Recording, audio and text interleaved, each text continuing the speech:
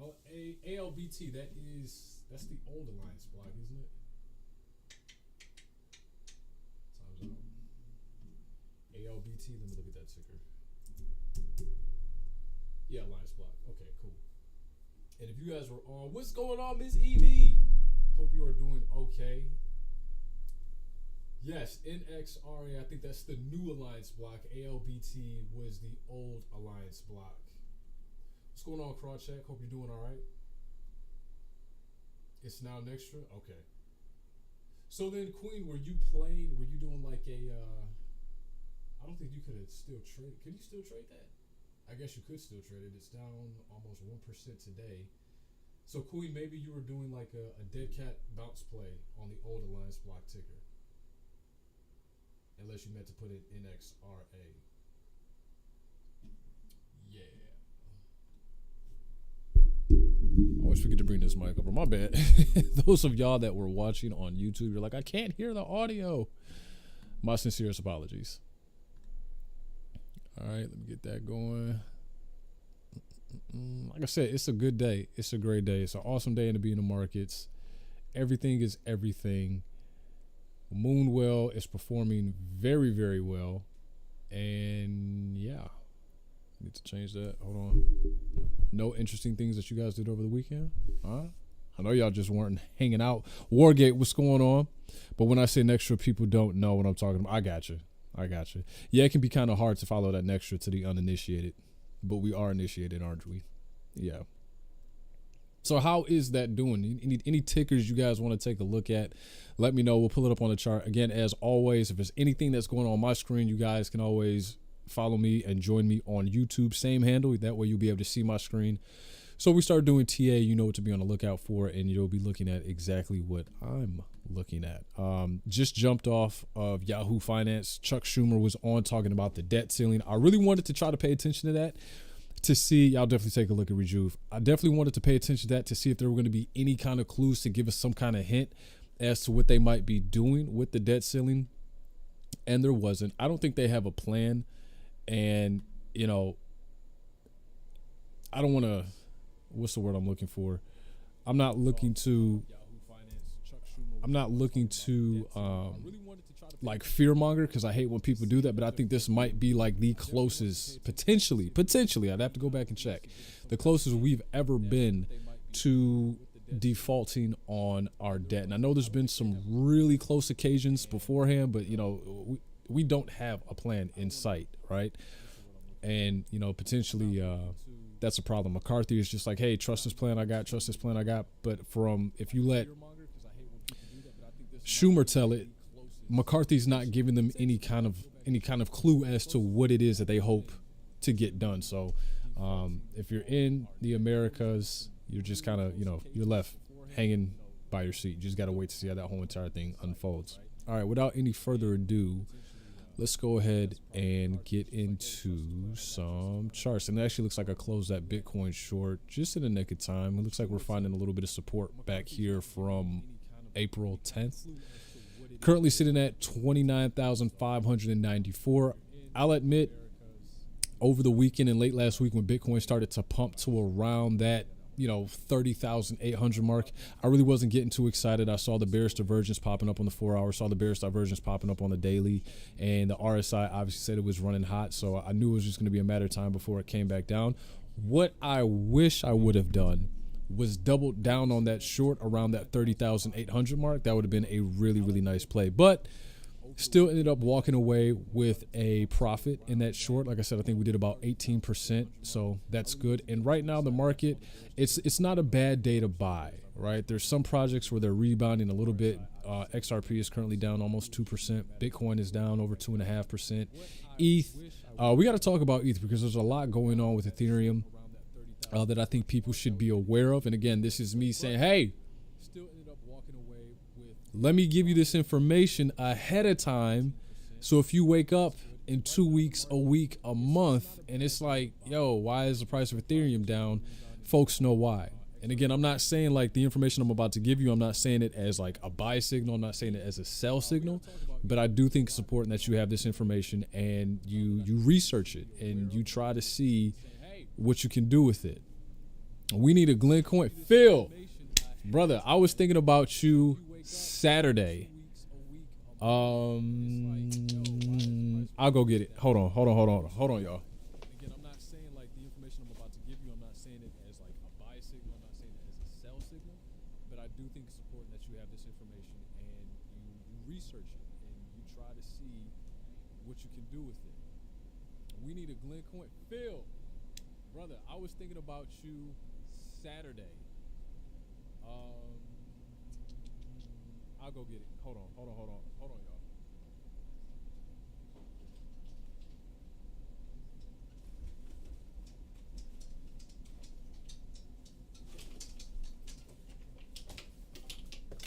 Phil, you're a genius, my friend.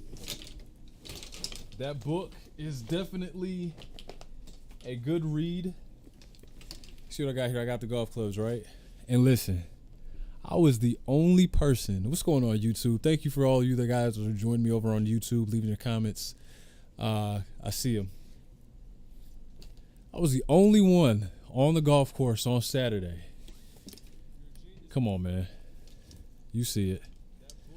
You see it. It's a little jank right now. This was supposed to be a head cover for one of my drivers, but they sent it to me as a putter cover. So I got to return it and actually get the driver cover for it because, look, my putter, that ain't going to fit.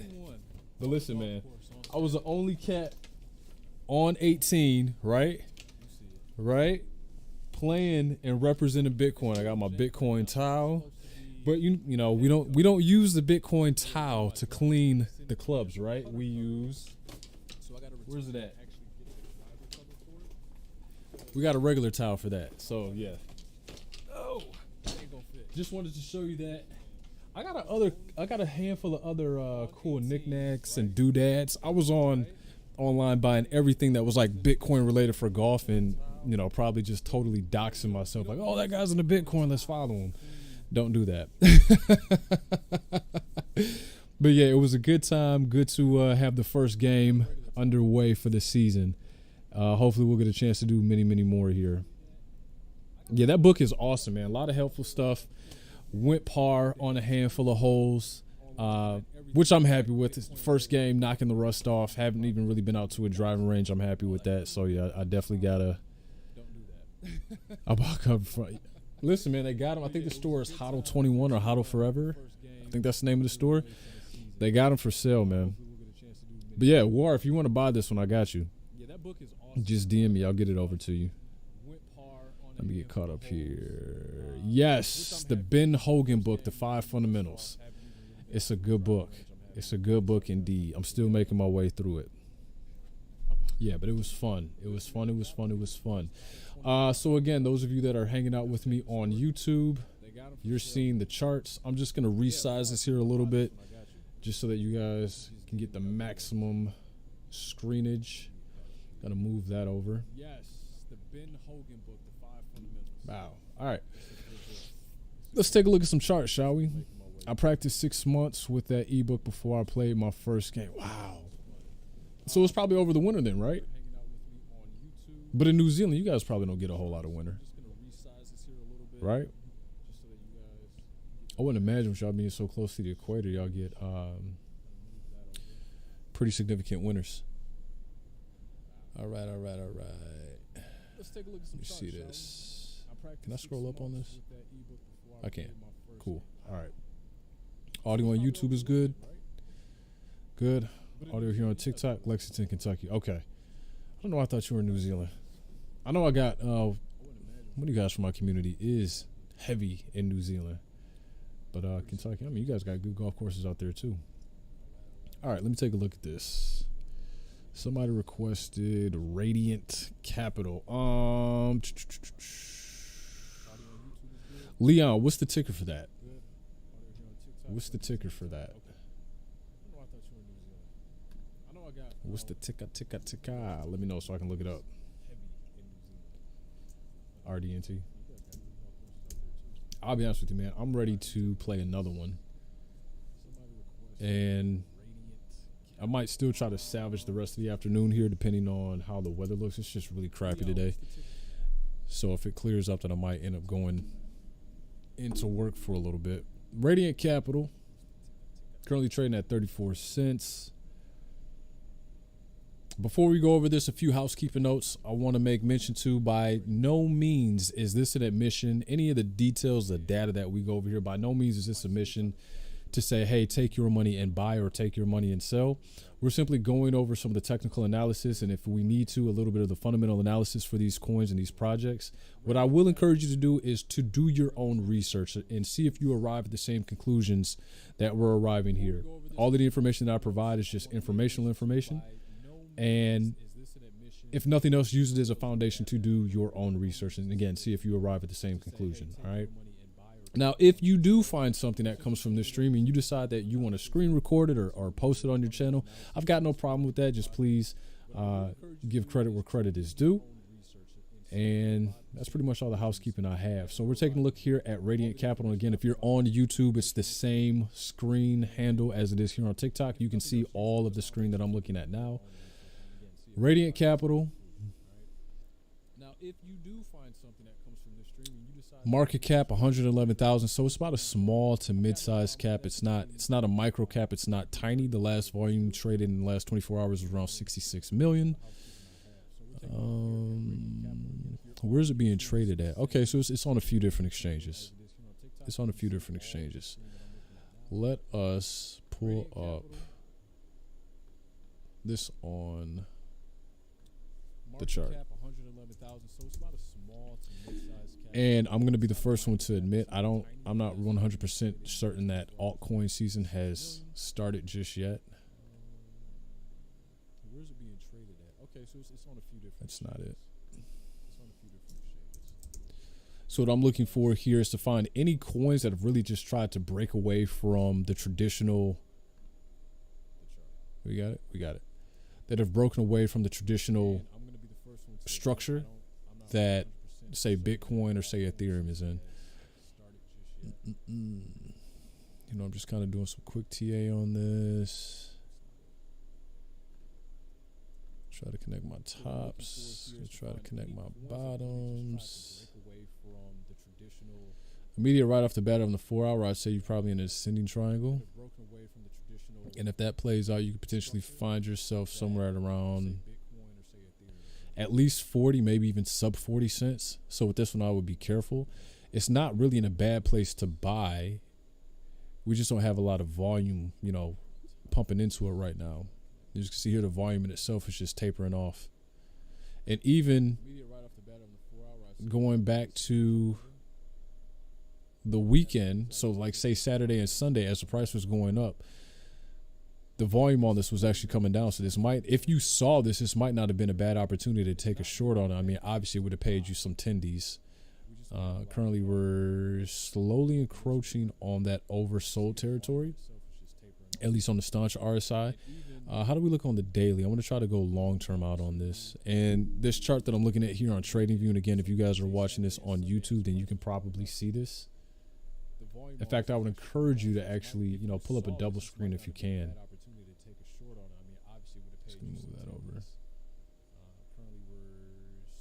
There we go. Yeah, just because I want you guys to be able to see this as much as you can. How do we look on the daily? I'm gonna try to go long term out on this.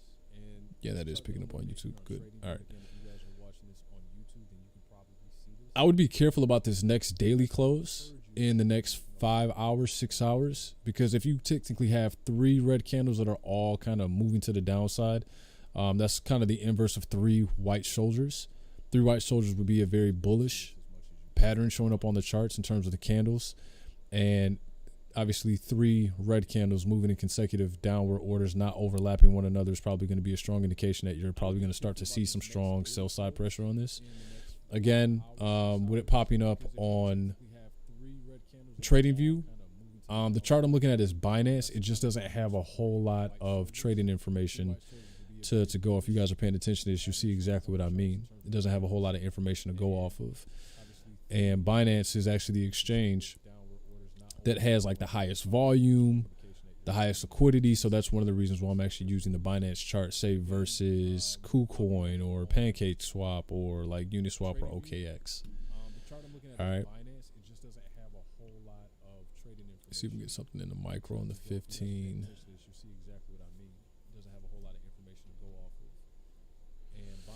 No, not really. I mean, it's pretty much respecting that level of resistance that we drew out here.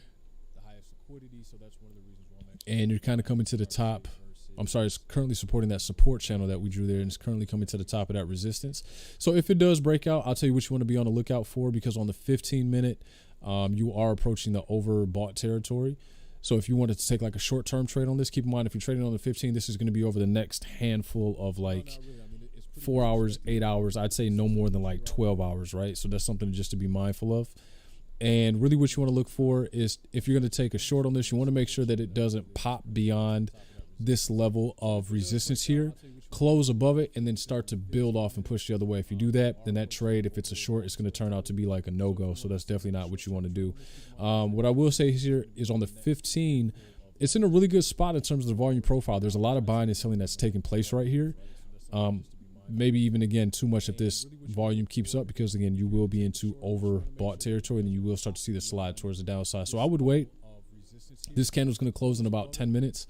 I would wait, and if it starts to move down this channel, then maybe I'd start taking a look at potentially taking a short. Obviously, before I did that, though, I want to see if this pushes up just a little bit more into that overbought territory, because I'm taking a look here at this RSI range, and it seems like, at least anyway on the 15, it's respecting the overbought, oversold rules that it looks like it's got to follow. So just something to think about. Again, on that 4 hour, keep in mind if you're trading on that 4 hour, you're going to be in trades over the next day, possibly even day and a half. And on that 4 hour, you are showing up with a descending triangle. So you may start to push back up in the interim, but over the next day or two, I won't be surprised if this thing continuously breaks to the downside. And this 4 hour candle is going to close in the next 1 hour, 55 minutes. So again, something just to be mindful. You don't want to get a whole lot of volume to come in and say dump it, and now you definitely have fallen out of that triangle. So again, just something to be mindful. What's going on, Live and Learn? Hope you're doing all right. Ask Jen, happy to see you two here. Hope your weekend was absolutely awesome. Peach King, good afternoon. Thoughts on Casper? We'll take a look at Casper. What's your YouTube channel? The YouTube channel is the same thing as it is here on TikTok, at Crypto Glenn. And it's cool because, again, you kind of get to see the screen. That prevents me from having like to flip the phone back and forth. But if there's obviously not a lot of people who are on YouTube, let me know. We will flip the phone here on TikTok. Claire, hope you are doing all right. How was your weekend? Bicep surgery on Wednesday. What's going on, Phil? How long is that recovery going to be? It's cool because, again, Miss Evie doing fantastic. The weather's a little bit gloomy outside. I was hoping I was going to get a decent work day today, but it doesn't look like it, which means this work is going to be very, very interesting this week. Hope you are doing all right. Learn to earn. What's going on, family? Hope you're doing all right. How was your weekend, buddy? Bicep surgery on Wednesday. What's going on, Phil? Jonathan, hey. How long is that recovery? My man, Jonathan Fisher. Jonathan is one. We talked about Moonwell. Did his own research. He jumped into it. Have you seen where we're at today? Since the time we talked about it the first time in this channel, it's up 300%. 300%, Jonathan. Yes. You can take that to the bank. 300%. All right. Appreciate y'all for slapping those likes, and thank y'all so much for those follows. We've taken a look here at, I believe that's Render. I'm sorry, not Render. What is that? Radiant Capital. Next, we'll have a look here at Casper. 300%, Jonathan. Yes. You can take that to the bank. Excuse me. I think that ticker for Casper is what, CSPR? Appreciate y'all for slapping those likes, and thank y'all so much. Down 5% today. Listen. Just off of seeing that data alone, if I'm a big Casper holder, if I'm a big believer in it, I'm not saying this is what y'all should do, but seeing that it's down 5% today or 6%, what I would do is I'd probably be buying more. The 5% plus anytime a market or asset is down by that much, that's a gift. I think anyway. Again, not telling you what you should do. I'm saying what I think. 4 months? Yeah, you'll still be in decent golf shape. You'd be kind of going into, what would that be, like early fall, mid fall? What I would do is I'd probably be buying more. Damn. Restraining patient bicep torn from the bone. Ugh.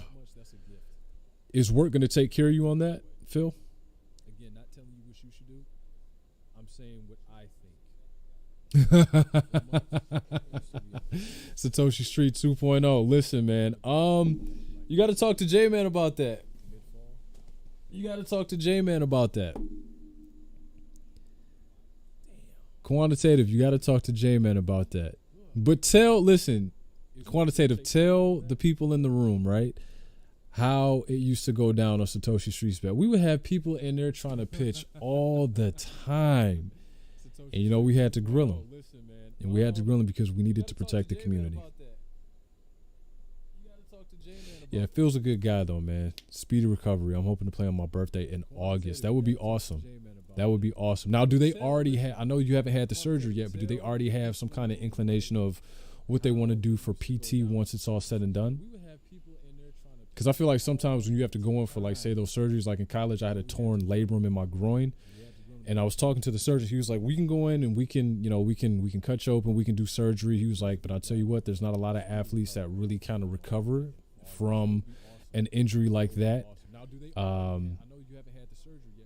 Or you can kind of go physical therapy first. And I said, well, if I got to run the risk and not being able to kind of get back up to 100%, I'd rather just do the PT first and see where we're at. And thank God the PT actually helped. 4 to 6 weeks, no movement, then 4 months PT. Okay. Okay. Okay. Yeah, so that's going to be a little bit of a road ahead, but it's not impossible. Not impossible. And you know, you're still relatively young guy, so I know you'll be fine. The amount of alpha on Satoshi Streets was next level. It was unreal. Every time we talk about that, that's one of the things that we talk about here. The ability to break it down, the ability to just give so many people a heads up as to what's coming down the pipeline and really break down that informational divide. So much alpha, so much information. It helped a lot of people. And of course, like anything, it just grows beyond to what, you know, you're able to manage, and it just collapses. I think they're still around and kicking though. I've been off Telegram for a while. I should probably pop back in and see what's going on. What is UMU or Unicoin? Yeah, so UMU is the coin that the IMF, so if you're an XRP holder on here, like, I hate to be the guy to do this to you, but again, this is what my channel has been talked about. This is what I've tried to make the theme of this channel, is just making sure people have the right information. So that Unicoin is essentially the coin that IMF is using for all of their, like, cross-border remittance payments. See if I can pull up an article on it here. And I feel for the folks who are just heavily. Come on. Saying that, no, it's going to be XRP, it's going to be XRP. And I'm like, you know, the thing with Ripple is they've been tied up for too long with this lawsuit. And I said this, for as long as they've been tied up, they've given opportunity to other players. And that's exactly what we're starting to see here now.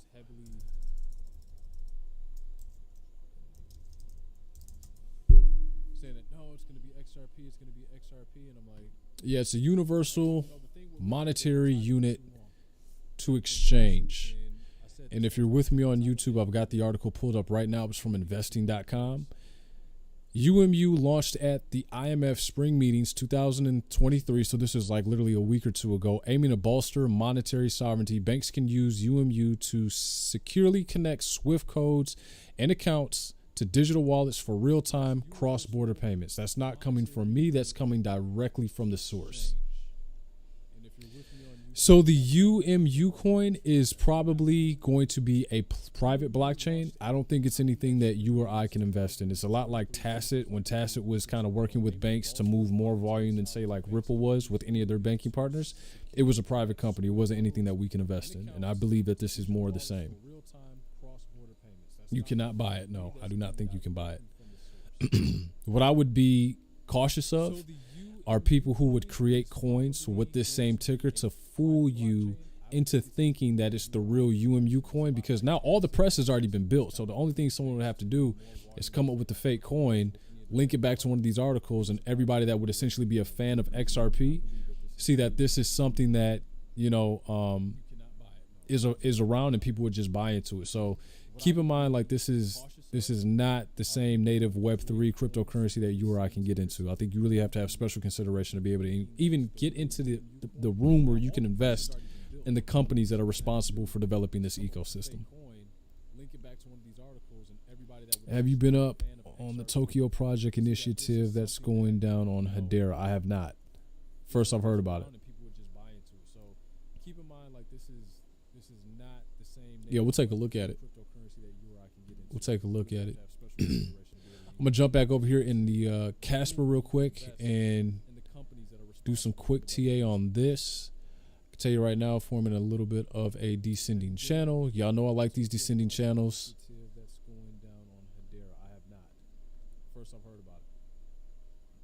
Or descending triangle, rather, excuse me.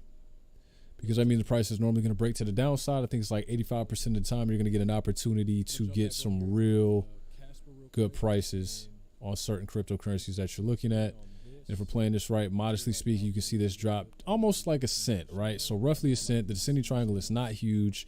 Your volume is obviously tapering off. There's no real bearish divergence there. No bullish divergence, no hidden bullish divergence. I just think it's a little bit exhausted the run that it was on. And now it's time for it to cool off. That's on the 4 hour. How do we look on the daily?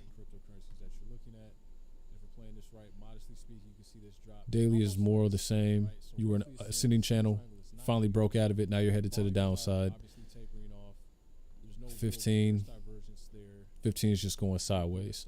So the way that I would trade this if it were me, I would be looking to get an entry on this. And again, if I was a big fan of this project, I'd probably take a little bit of an exposure now. So I'd probably buy a little bit now just because it's down 5, almost 6%. It was 6% earlier, but it's trying to rebound. And then obviously with this descending triangle, if it breaks farther to the downside, you're not going to get a major move out of this. So it's not going to matter if you buy now or if you wait to buy a little bit later, say at like a whole cent differential. It's not really going to make that much of a difference to me anyway. Your situation, your mileage may vary. But if it's me, I'm looking at this, I'm probably going to buy now and wait to see if it breaks down a little bit farther and just kind of continue to dollar cost average in. Again, that move to the downside is not going to be significant. So just please be mindful of that. Like, don't wait here, expect to see like a 2, 3, 4 cent drop, and then you totally miss this buying opportunity that you have now, because right now it's already cooling off. You're vastly approaching the oversold territory. All right. So if volume starts to pick back up on this thing, you start to get bids versus sales, you might miss a window to be buying here. And again, it's not financial advice. It's just me saying, hey, if it's me, I'm the one that's looking at this right now. This is what I'm taking away from the data that I'm seeing. Take a look at it for yourself. See if you arrive at the same conclusion. Opinion about Labs token. So I have not heard about Labs token. I have not heard about Labs token.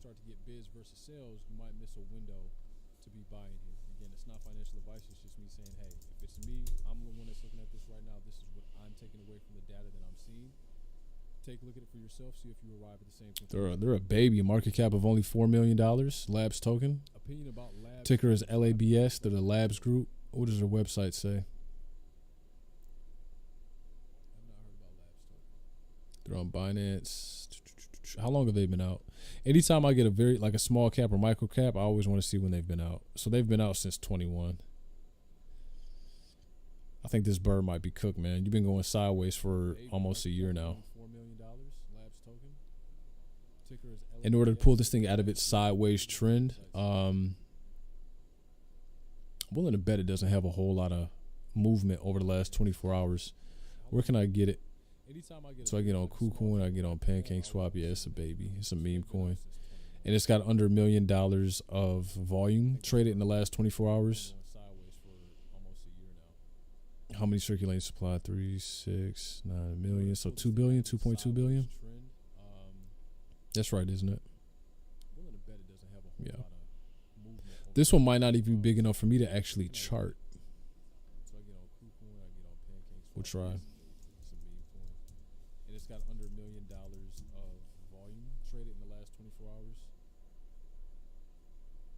think this is it. 0.001. That's right, isn't it? 0.001. All right. So if we're looking at this, I mean, you got a good point of control right here on the 4 hour. I just think as you start to zoom out,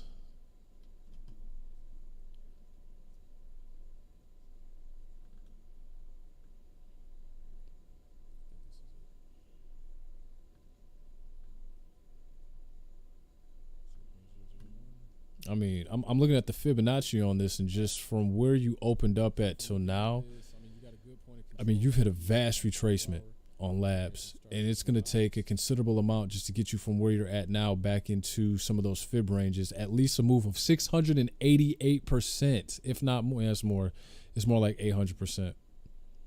Yeah, this bird might be done. You've been trading sideways for predominantly, I'd say, about a year. In order to get back into the measurable fib ranges, it's going to take a move of 800% to the upside. 24-hour trading volume is under $1 million. The market cap is under $4 million. It's a meme coin status. I mean, like, what do they do anything significant, or is it just like a meme coin play? Like, what are we talking about? What are we talking about? I think this bird is done. I wholeheartedly believe this bird is done. So those of y'all that are not on YouTube, let me show you the year to date. That's what it looks like. I couldn't even call this one investing. I think if you're really putting money in that, that's probably more so gambling than anything, because you would need a strong positive catalyst to lift you up out of that sideways trend that you've been in for almost a full year. So just something to think about. Year to date. That's what it looks like. What do I think about the C3 AI, the Chat GPT stock?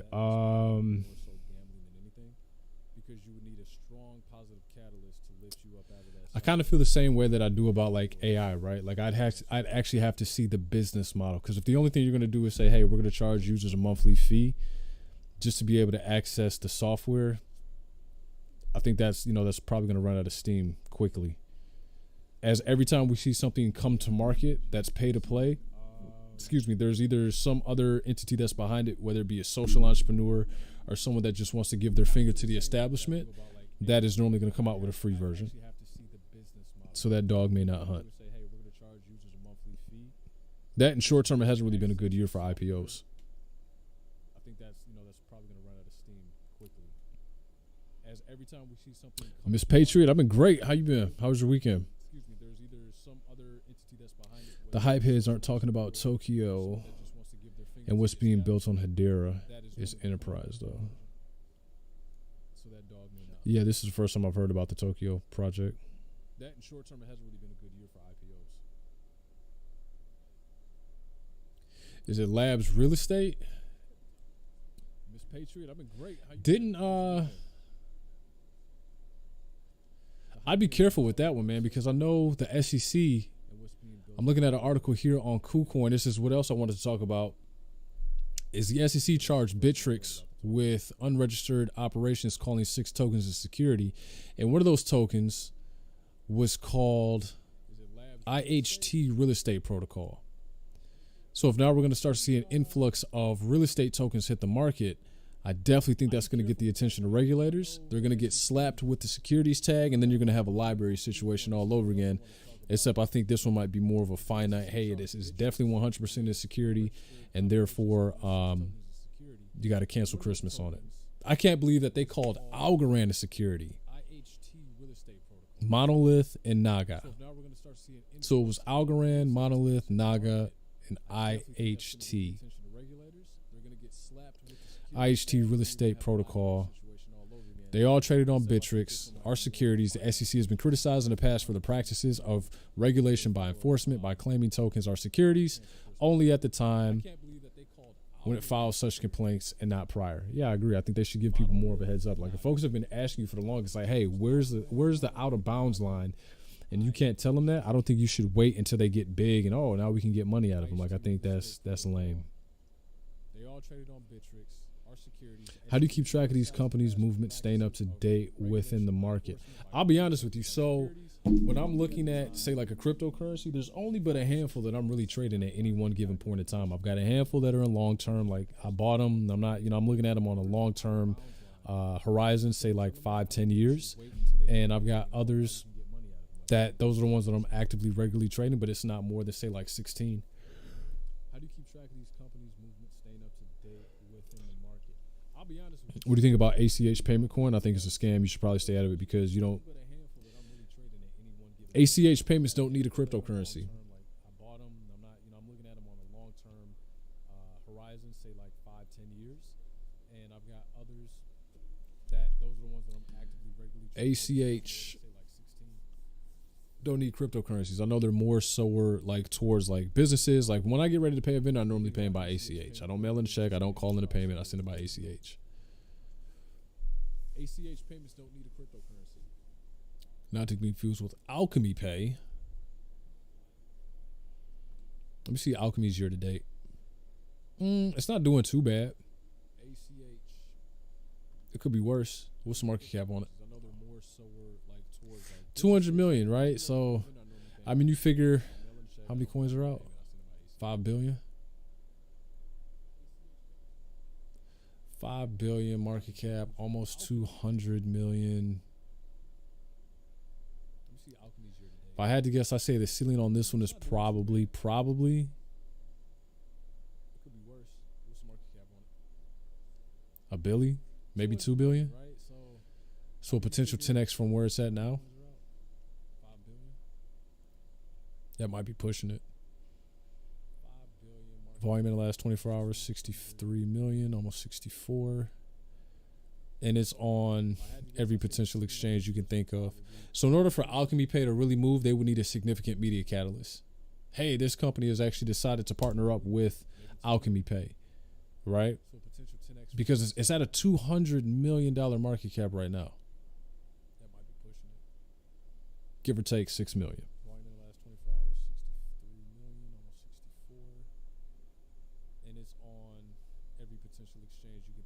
Labs and XYO pop same time. Felt that. Is XYO moving? I got a moon bag in XYO. What is XYO at now? It didn't sound off on my radar. So far, it's kind of hanging out where it's been for the longest. TOKO, not Tokyo. My bad, man. I thought you said Tokyo. Wishful thinking. Maybe I just want to travel.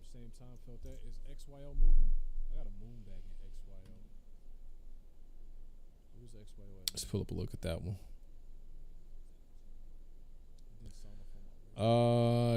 Tell me a little bit what the logo looks like. Is it blue and gold?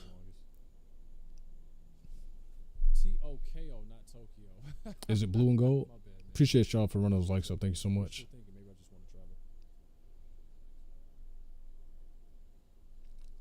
Thoughts on XYO? I like XYO. I actually hold some XYO. If XYO is capable of doing and I can't even say capable anymore because they're actually doing it. It's like, hey, now you can actually interact with DeFi directly from an app. You don't have the clunkiness of trying to hop on the DeFi exchanges directly from a browser. It's easy to use. They want to offer more financial projects to basically every cell phone holder in existence, and the library of coins that they're making available for the people who are on the XYO platform is actually forever growing. So I'm very, very bullish on XYO. Do I still like Quant as a long-term investment? I do.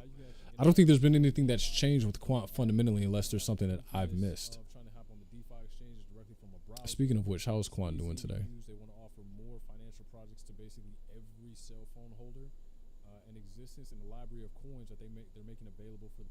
Ocean's trying to move. 41 cents. I'm very, very bullish on XYO. QRS. Do I still like Quant as a long-term investment? I do.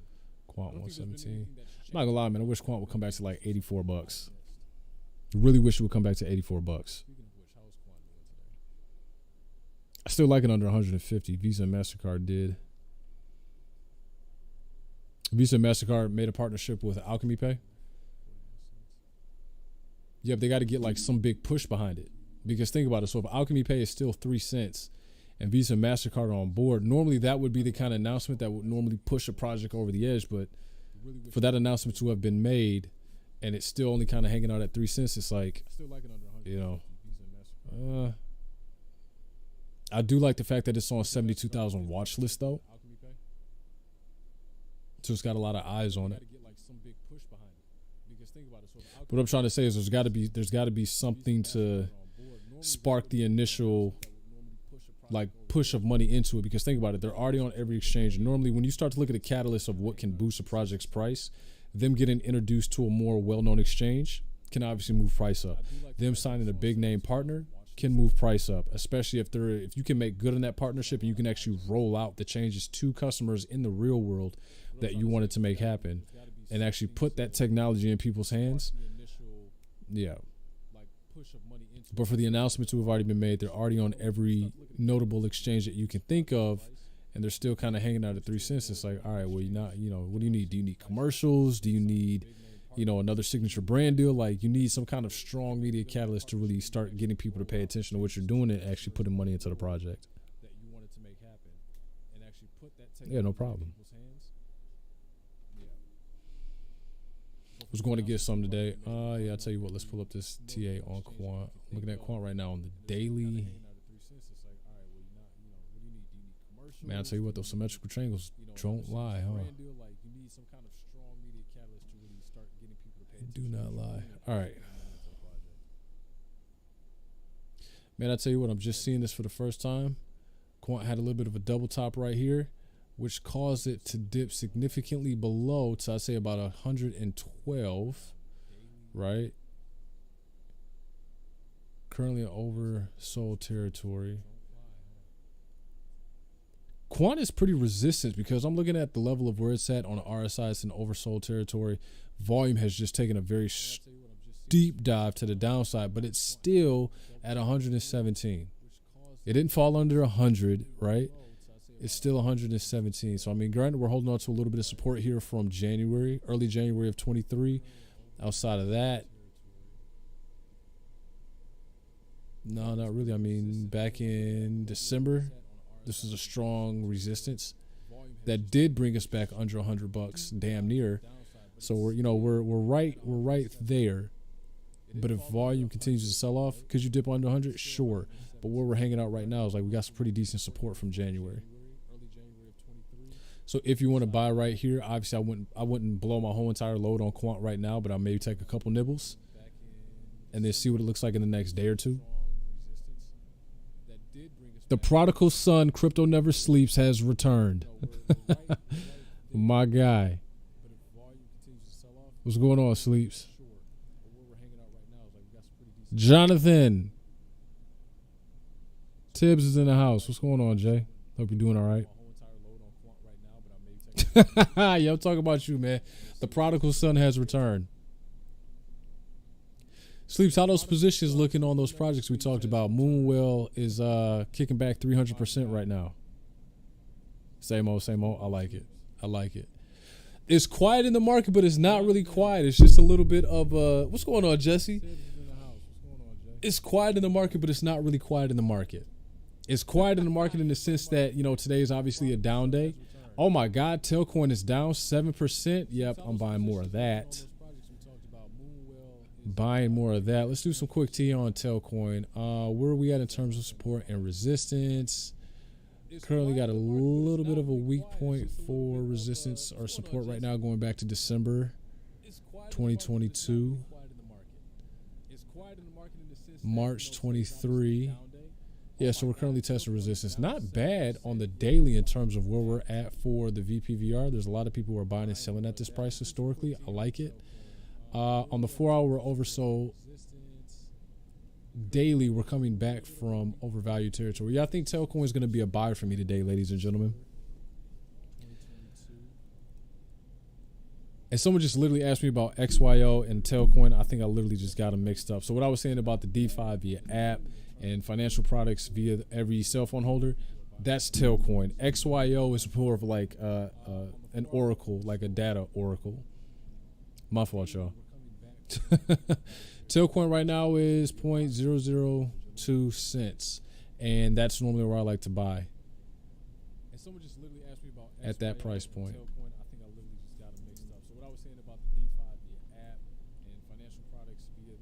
cell phone holder, that's Tailcoin. XYO is more of like. Yeah, and it's down 5% today. We're definitely going to be buying more Tailcoin. Definitely buying more Tailcoin. Right now, You get it off like the DEXs, a couple centralized exchanges as well. Let me see something.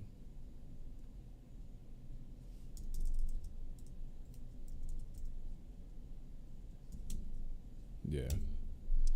I think we'll probably do another 200,000 Tailcoin today. High point of Tailcoin. The all-time high for Tailcoin was, drum roll, please.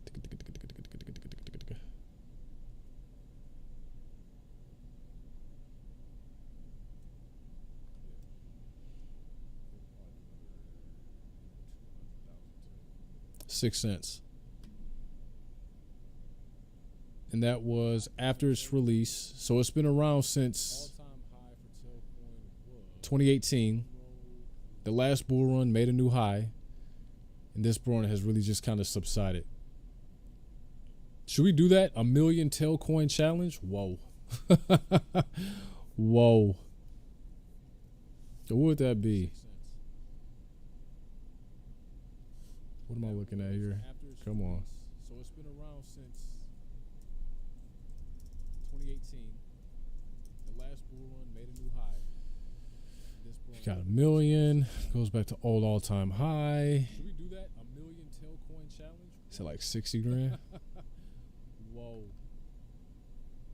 What would that be?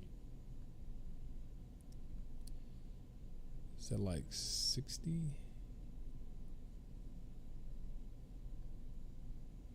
Oh, crap. There you go. I mean, you could potentially see that at, I don't know, 16, maybe even 20. If the market goes off like crazy 26% or 26 cents on Tailcoin, you know.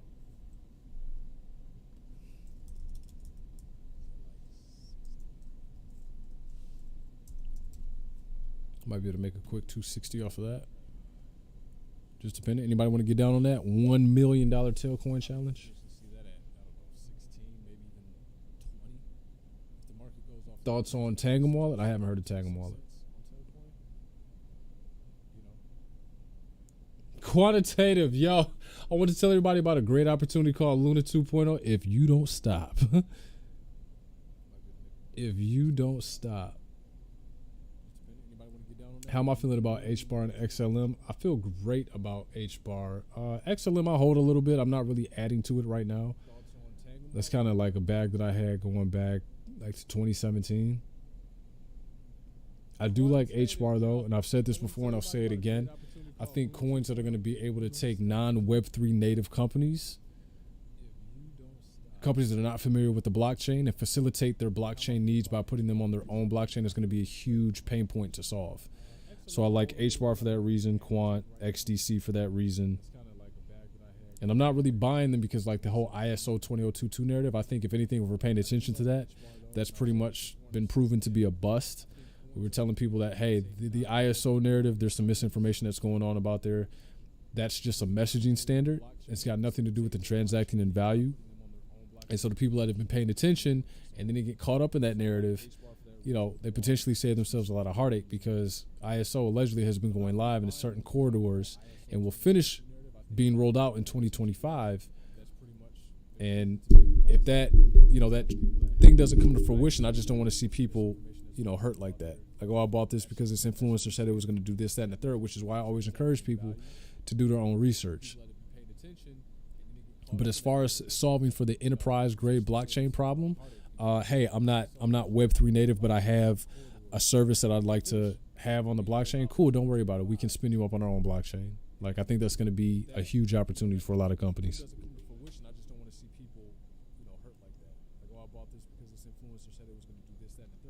Thoughts on Jasmine? That bad boy is done. Free Doquan. Not the free Doquan. But let XRP win that lawsuit. Man, I'm going to be honest with you.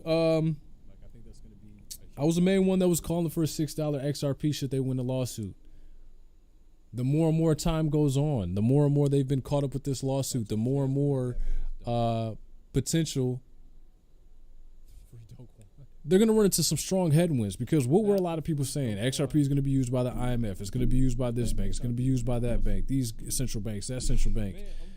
And the IMF literally just put out a presser a week and a half, 2 weeks ago, saying we're going with UMU coin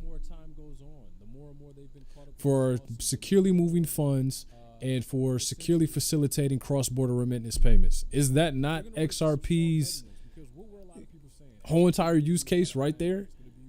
And we're people in the XRP community not saying that the IMF is going to use it. I put out the XRP bounty. I was like, yo, show me where it says the IMF is going to use XRP, and I'll give you 10,000.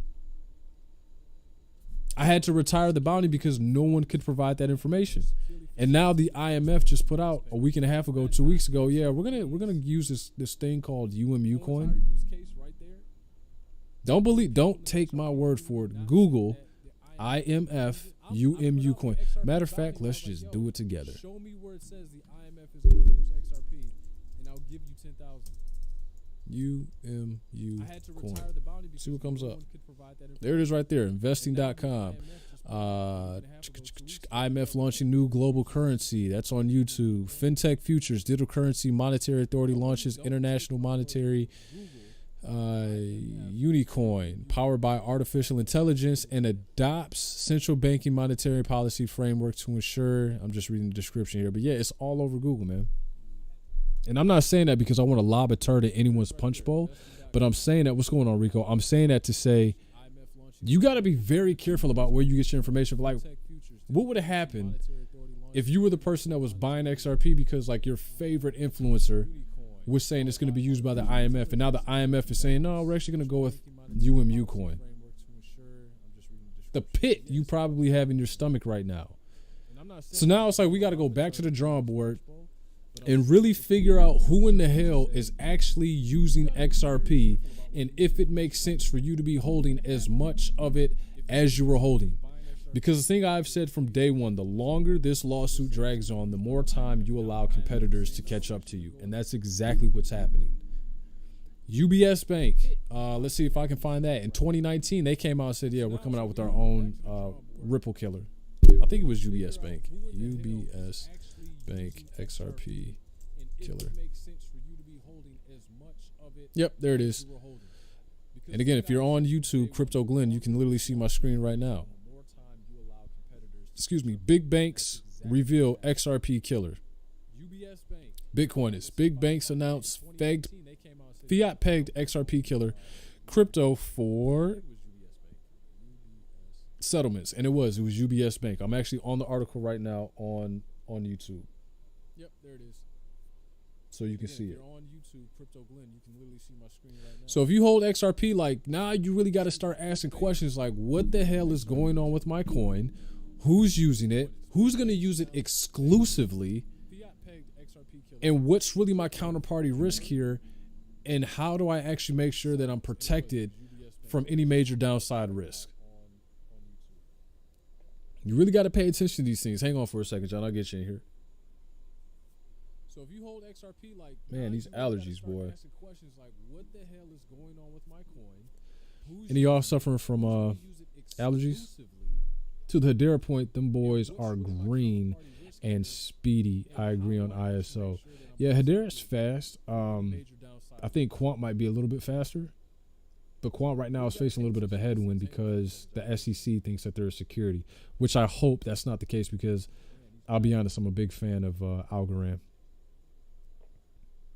Any y'all suffering from Cypherum and what some are saying now? What is Cypherum? Like if this is another tie to XRP, like we got to start having real conversations, y'all. And y'all know me, I'm not the guy who's trying to like FUD anybody. I'm simply the one.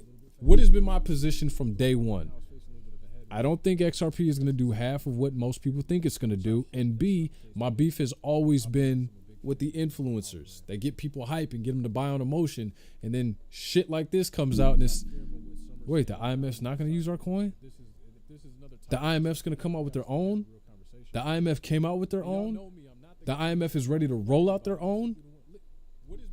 You got to be mindful of where you get your information from, y'all. They do have a common link with Rosie Rios. Yeah, so here's the deal with Rosie Rios, right? And we got to address this. I've kind of done this in pockets, but now's a good time to talk about this. Rosie Rios was what? The treasurer, right? The treasurer is an appointed position. I become president. I can nominate TikTok 420 Queen to be my treasurer. The moment my term is up, all my appointees, unless the next guy wants to keep them on, or the next girl wants to keep them on, they're out of there. So whenever I would talk about this, and I'd say, I don't know if the Rosie Rios connection is really as strong as most want to make it seem to me, they would be like, well, why? I say, because it was an appointed position. When Trump left, she essentially was fired. Just like Brian Brooks, the Office of the Comptroller, just like all his other appointments, former President Trump's appointments, they all had to go. Rosie Rios took that job because she needed a job. When President Trump's term was over, she was out of a job. So when people say, well, why would she go to work for Ripple? Because she needed a job. When Trump left, she essentially was fired. So Ripple comes to her, hey, you know, we kind of got this thing. It's got a little bit of synergy. You know, there might be some good marketing opportunity. You were the treasurer, and you get on here, use these talking points. She needed a job. It's her job. When President Trump's term was over, she needed a job. So when people say, well, why would she go to work for Ripple? We got to be mindful of these things. That'd be different if Janet Yellen was saying, like, hey, this Ripple shit, yo, this train has left the station. Then I'd be like, oh, okay, listen, two different administrations kind of saying the same thing. All right, y'all, we should probably be paying attention to this. Rosie Rios needed a job. And like we always talk about people going over to Ripple, to the counter of that argument, why don't we ever talk about people who leave Ripple for other opportunities? It's a revolving door. See what I'm saying? Rosie took that job because she needed a job. Two different administrations kind of saying the same thing. What's going on, Bacon Sandwich? How you feeling? Hope you're doing all right. Rosie Rios needed a job. Quantitative. Is UMU coin actually attached to UMU they mentioned, or is it like Toko on KuCoin?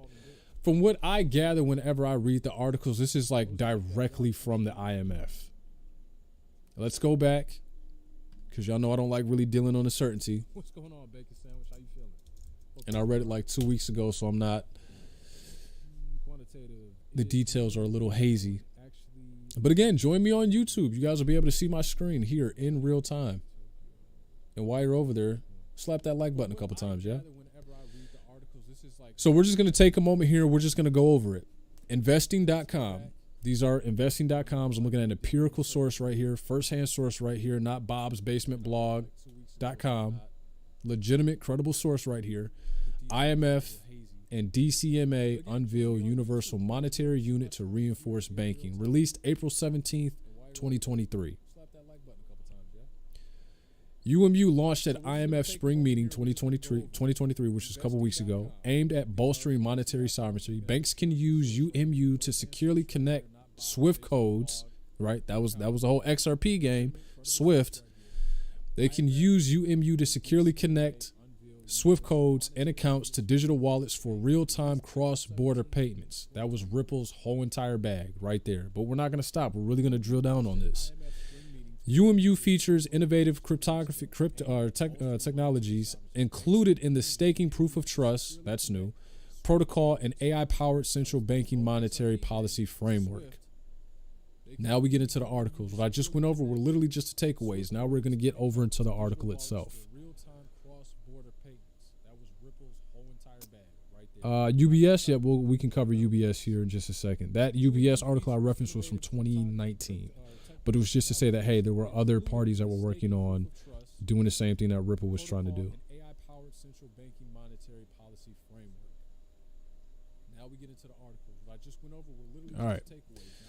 So diving further into this article, the International Monetary Fund, the IMF, and Digital Currency Monetary Authority, DCMA, announced at the launch of the Universal Monetary Unit, UMU, during the IMF Spring Meetings 2023, also referred to as Unicoin, the central bank digital currency aims to bolster. That is the central bank digital currency. So when people were saying, well, central bank, they're going to use Ripple. According to this article, sorry, YouTube, didn't mean to hit the mic. According to this article from investing.com, the UMU Universal Monetary Unit, also referred to as the Unicoin, the central bank digital currency, aims to bolster monetary sovereignty while adhering to the IMF's recent crypto asset policy recommendations. That little tidbit right there, if you're unfamiliar with that, I would recommend that you go back and read the Basel III document, Preferential Treatment to Cryptocurrencies, and it's going to shed a little bit more light on that. Now we've got things that are coming full circle. Those of us that have kind of been unpacking all this as it's made available, now that this is coming out, it's starting to get a little bit more familiar, starting to understand a little bit more. Per the DCMA, the Universal Monetary Unit seeks to offer legally recognized money commodity that can be transacted at any legal tender settlement currency and can also be transacted in any legal tender settlement currency. So we don't need XRP as the bridge currency. Like this is the bridge currency. Like as I'm reading this, my heart is literally breaking for people in the XRP community because this was their whole entire bag right here. When I say bag, I mean like this was literally the problem that XRP was looking to solve. Where was I? Symbolized by the ANSI, characterized the UMU operates like a CBDC, enforcing banking regulations and protecting the financial integrity of the international banking system. It also enables banks to securely connect SWIFT codes and accounts to a digital wallet, facilitating real-time cross-border payments. The UMU operates using staked proof of trust, a protocol, multi-dimensional distributed ledger technology, and artificial intelligence powered central banking monetary policy framework. The DCMA introduced the UMU at Crypto 2.0, emphasizing its potential for broad adoption in the global economy. Daryl Hubert, an executive director at the DCMA and the chief architect of UMU, confirmed that the UMU aims to provide central banks worldwide with the precise solution that the IMF envisions. The global localization public monetary system architecture of the UMU allows it to operate according to the central banking regulations of each participating jurisdiction. Although the IMF has not officially endorsed the UMU, George Walker, a partner at Protactis LLP, noted that the organization has not raised objections to its foreign exchange premium as rates or its monetary solvency approach. Furthermore, UMU model law legislation developed in collaboration with several foreign state or sovereign states proposed that the UMU be enacted as a complementary money commodity for the store of value. It aims to mitigate potential seasonal and systemic local currency depression and serve as a payment currency at the time of settlement. The post-IMF and DCMA unveils a universal monetary unit to reinforce banking. Scroll down. Appeared first on Coin Edition. So if they choose to greenlight it, that's going to be who they roll with. And it sucks because over the last, at this point, 3 years now, Ripple has been jammed up in a lawsuit. Someone might even say a frivolous lawsuit to slow them down. All right, I guess my question was, is UMU a platform, CBDC network, or an actual token? It seems like it's going to be an actual token utilized. I guess if you want to call the network, let me scroll back up here. Ripple has been jammed up in a lawsuit. Someone might even say a frivolous lawsuit to slow them down. The network would be like the framework, I guess, that they've enacted. Like, hey, this coin has to abide by these bylaws that we've basically developed together, and that's the the project that they're going to roll with. That's the coin that they're going to roll with. It will have its own platform. And again, it's not one that you or I can actually, actively invest in. The network would be like the You can't get it from an exchange. like, hey, this coin has to abide by these bylaws that we've basically developed together. Is it worth it in the long run, or should we go with altcoins for profit? It will have its own platform. And what are you referring to? And again, it's not one that you or I can actually, actively invest in. Yeah, Bacon, they weren't going to let us get involved. You can't get it from an exchange. I wouldn't even be surprised if they looked at Ripple as a framework and said, hey, we like what you guys got going on, and they just copied it to a certain degree. Is it worth it in the long run, or should we go with altcoins for profit? Unicoin, or are the two related? What are you referring to? Yeah, Bacon, they weren't going to let us get involved. It's also referred to as Unicoin. Surprised they looked at Ripple as a Yeah. framework and said, hey, we like what you guys got going on, and they just copied it to a certain degree.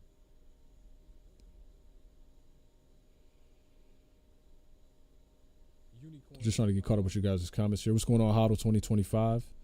I tried to tell them Swiftis isn't going to walk away. Yeah, that to me, HODL, to me, that's the same thing as like when crypto started kind of getting traction. Everybody's like, we can do away with the banks. I'm like, you think the banks are just going to go away and relinquish all their power? When in the history of ever have you ever seen someone that's had the power just give it away?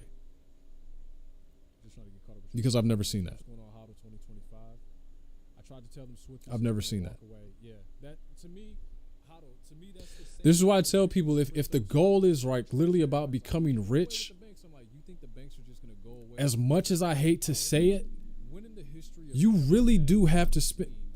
I don't want to paint with the broad brush. It might behoove you just give it away. to look at where the money is going. And a lot of times, yeah, it's going to be in the Bitcoins, guys. It's going to be in the Ethereum, right? Never seen that. The small caps, the micro caps. Tell people if the goal Let me tell you how I play them. becoming rich, I invest in them. I take those proceeds and I move them into Bitcoin. you really I might even move them into Ethereum because I think long term that's just the name of the game. to look The name of the game is acquire as much Bitcoin as you can. I can't say it in any other language. right?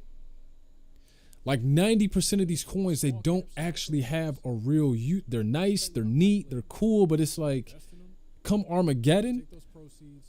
it might only be 20 of these damn things left. I might even move them into Ethereum. So you know what the top brass are trying to go for. They're not wasting their The name time of the game is acquire as much in the small as players, you can. I can't say it in any the Black Rocks of the world. Now the VC firms, they'll use the smalls, they'll use the small caps they're cool, but it's like to get in early, increase their valuations, to then sell to retail, take their proceeds, and invest more in Bitcoin. Like Bitcoin is the name of the game. And I know people are going to hate me saying that, and they're going to try to fight me tooth and nail. What other coin do you see that's just walking up and taking Bitcoin's spot? use the small caps I just read an article to you out loud. Foreign governments agreeing sell to roll with UMU and invest to do the same thing that XRP was doing. is the And that's not saying I won't hold any other coins, because I will. But if you're saying, okay, like, where do you want your largest holding to be? Like, I want mine in Satoshis. Just me. What other coin do you see? Do I see use cases for other altcoins? Sure. But I'm, again, give me mine in Satoshis. Out loud I'll play both sides, but I want mine in Satoshis. to roll with UMU to do the same thing that XRP was doing. And that's not saying I won't hold Yeah, so Rico says it says it's a CBDC, but the website says that it's not. Every article that I've read, and I've probably read like 5 at this point on it, Do I see um, use cases for other altcoins? Sure, but I'm, again, give me mine in Satoshis. I'll play both sides, but I want mine. they're saying that this is the central bank digital currency. Yeah, so Rico says The International Monetary Fund and the Digital Currency Monetary Authority, DCMA, announced the launch of the Universal Monetary Unit, UMU, during the IMF Spring 2023 meeting, also referred to as Unicoin, the central bank digital currency. this is the central Yeah. bank digital currency. So as it's written in this article, Unicoin is essentially International Monetary Fund and the Digital ACBDC, Currency Monetary Authority DCMA announced the launch of the which I guess would kind of make sense because if I'm reading this article correctly, you have central banks that have all agreed to say, yep, this is a coin that we're going to use to essentially adhere to monetary standards that we all have agreed to set forth. So as it's written in this article, Unicoin is essentially. Yeah, so if you're seeing Unicoin,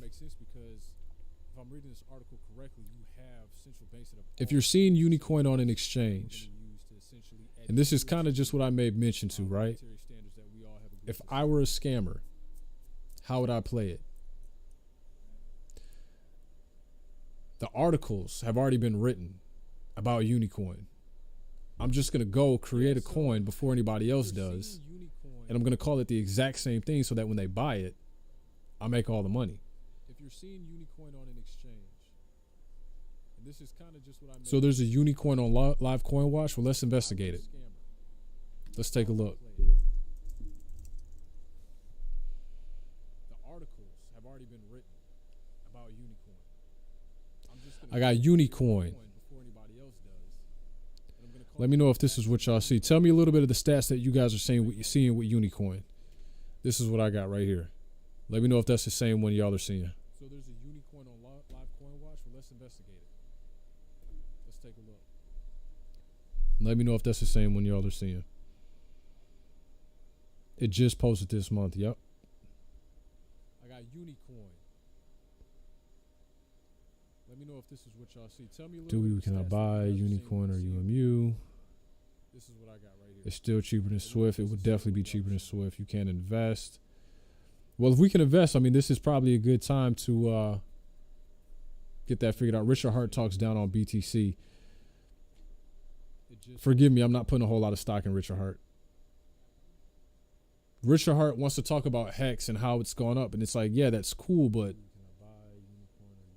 of course it's not going to move like Bitcoin. Bitcoin is a battleship. Bitcoin is a damn aircraft carrier, a destroyer, if you will, compared to a speedboat. Hex should be growing at that rate because it's a smaller cap. It takes less money to move. Forgive me, I'm not putting a whole lot of stock in Richard Hart. ETH or ADA, I say why not both? It's like, yeah, that's cool, but of course it's not going to move. I try to tell my brother the same thing. He keeps saying ETH is more important, but I'm going to keep Bitcoin. Listen, man, I say if you can, I do both. That's what I'm doing. I'm grabbing both. I've got like a set tier of coins that are like blue chips, and I'm trying to just gobble up as much as I can. But at that number one spot for me, it's just going to be, it's going to be BTC. Like when you start to take a look at potentially what the next trend is, think about it. We had ICOs, IDOs, IEOs, NFTs, DeFi. You're starting to see all these layer twos pop off, right? And myself, I think Crypto Ralphie might have said this. A handful of other people may have said this. I think potentially the thing that we see make the run, the next bull run, hasn't even come out yet. And if I had to guess, I say, yeah, I think layer twos are going to have their run, and I think it's going to be a substantial run. But I also think you're going to start to see these coins that are really big in interoperability are going to potentially take off like gangbusters. Or why did I say that? You look at what I think the name of the company is Layer 2 Labs, right? If you're really paying attention, there's a small but a big push that is being kept under wraps for interoperability. And the whole name of the game is how do we get these coins to like talk to each other, or like you can be on this coin, but you don't have to start over if you want to migrate to a different blockchain. It's just like how a train switches tracks. Like you move a lever and then you can operate directly over on this blockchain, even if it's not written in the same program language, right? And so when you start to look at this, the case for like Bitcoin potentially crossing $1 million really becomes clear as day, because you're like, oh, well, we can take Ethereum stuff and we can just run it on Bitcoin. People are like, you can't do that. And it's like, no, there's a company called Layer 2 Labs. That's exactly what you can do. Take your Ethereum, take the strongest DApp ecosystem that we have in Ethereum, and you get to run it on the soundest, strongest monetary network that we have in Bitcoin. Like it's unheard of. So when everybody started having issues with Solana, you know, you had people who are working within the Ethereum ecosystem to say, okay, well, you know what, you don't really have to start over, just kind of like import it over to Ethereum and you'll be fine. Same thing with Arbitrum, same thing with, you know, Avalanche, right? If you're paying attention, these are the ones that are going to like really start to pop. The ones that are like, okay, well, you got this project over here, but you don't want to start over bringing it over here. Well, let me help you migrate it over. The rails or the bridges, whatever you want to call it, right? The ones who help that service, they're going to be the ones that see substantial growth, in my opinion.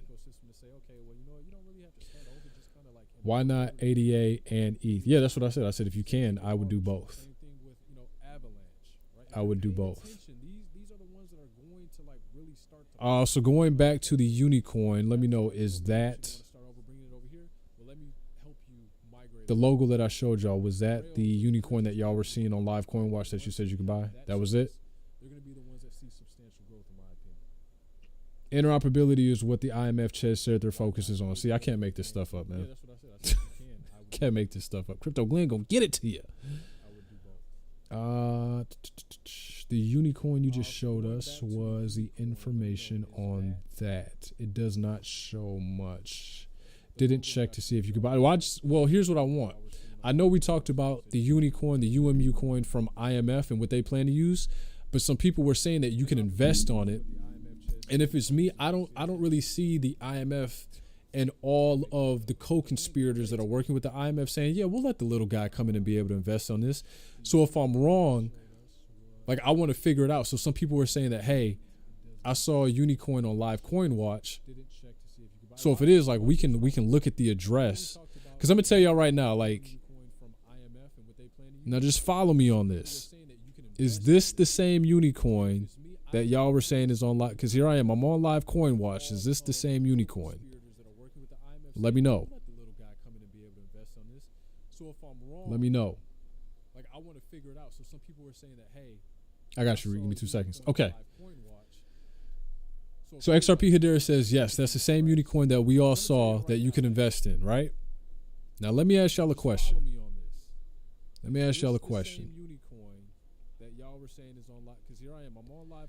Do you really think the IMF would launch that on Binance Smart Chain? You see the Binance logo right there, right? Do you really think the IMF would launch that on Binance Smart Chain? Keep in mind what I just said. If I were a scammer, how would I do it? The articles have already been written. So the only thing I got to do is create my own coin, call it the same thing. And when people were like, that's not true, I'd be like, oh, well, here's the article. And the only thing most investors are going to do is they're going to say, does this say unicorn? Yes. Does this say unicorn? Yes. Okay, cool. It's got to be the same one. Let me put some money into it and lose their whole bag. If that's the unicorn the majority of y'all are seeing, and I'm not trying to shit on anybody right now, but if that's the unicorn the majority of you guys are seeing, I assure you it would not be launched on Binance Smart Chain. Especially with all of the heat that Binance is getting right now. That is somebody that's potentially trying to take your money. That's all I'm saying. There's already about 3 Binance unicorn. Exactly. Because if I'm a scammer, and I know people are hungry to get rich, I'm going to try to capitalize on that. Oh, you want to get rich? You're not going to do your homework. Cool, let me come up with this unicorn. The articles have already been written, so all I got to do is just link it. Yeah, that's our coin. No, it's not. No, it's not.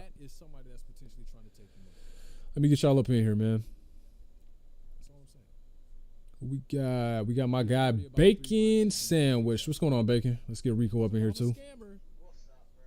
What's going on, man? How you feeling today? It wasn't that long. Hush.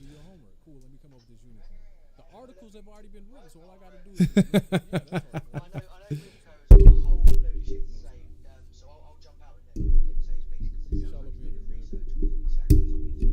no, I mean, there's room for both of y'all. Both of y'all can kind of hang up there.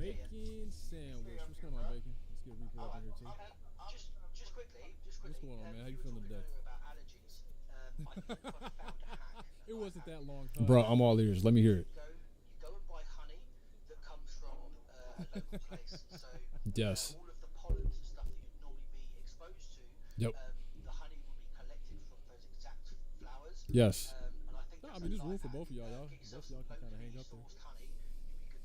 So you're 100% right about that. So I've got like early spring and fall allergies, and I do that with my fall allergies whenever our local cider mills are open, because they do that. They do like a lot of the localized honey stuff, and it works like a charm. The problem is I just don't have any left over from last year, and our cider mills aren't open yet. So yeah, I need to go to like a farmer's market and see if they source locally. Yeah, you're 100% right on that. 100% right on that.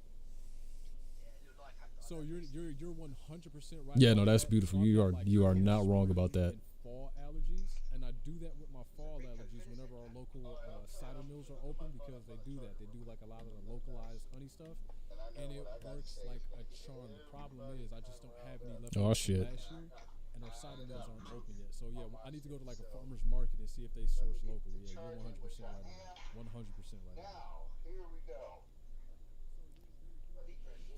Yeah, no, that's beautiful. You are not wrong about that. Yeah, I love a life hack too, man.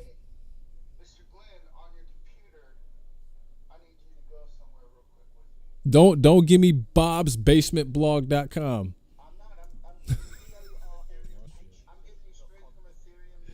All right.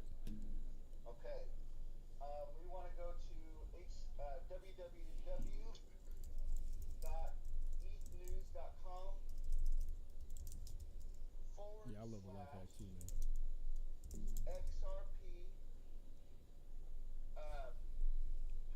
Don't give me bobsbasementblog.com.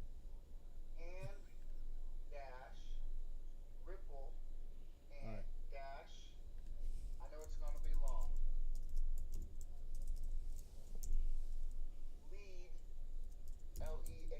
Yep.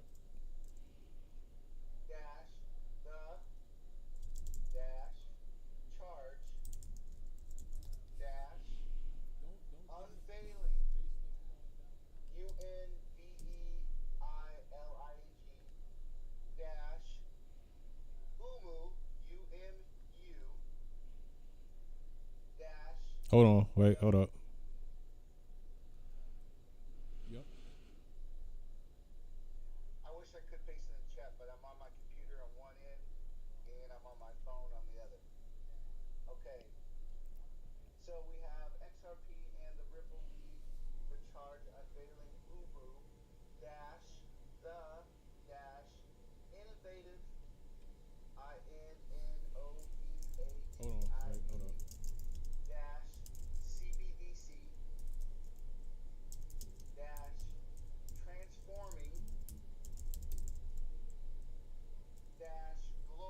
Who wrote this?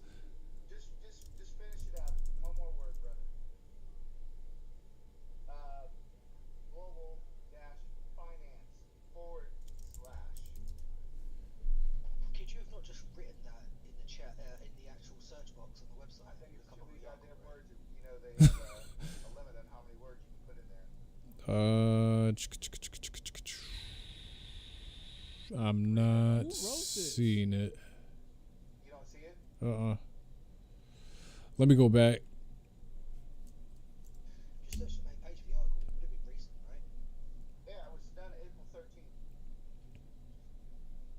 On ETH News.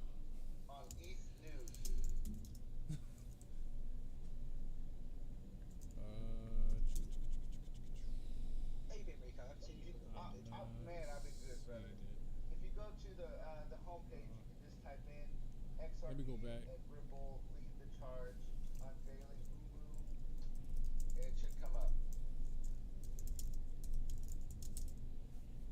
On ETH News. It's getting dark here already. It's the afternoon here. It's only 2:11 in the afternoon. Yeah, it's about 3:11. It's actually been a nice day in the UK for once. It's just saw a little bit of sunshine. I'm sure you guys get pretty used to the rain down there, brother. It's not so much the rain, it's just the cloud. Yeah. You get a lot of overcast. It's not always raining, but it's always cloudy. You said Ripple leading charge. I'm sorry. XRP and Ripple lead the charge unveiling Moonwell. Spell Vumu. Is it VUMU? No, Vumu. MU.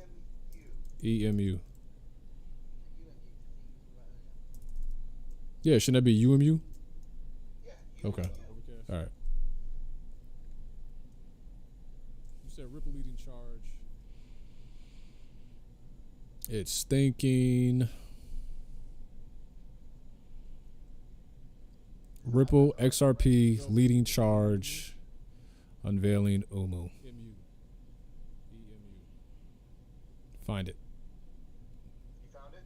Yeah, should that be? No, it's thinking. Search. Come on, find it. I probably could copy it and put it. Hold on, I could probably. It's thinking. This website is slow. Ripple XRP leading charge.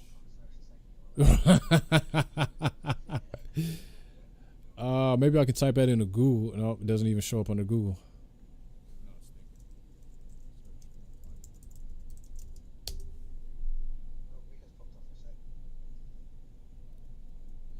You might be getting ready to send it over.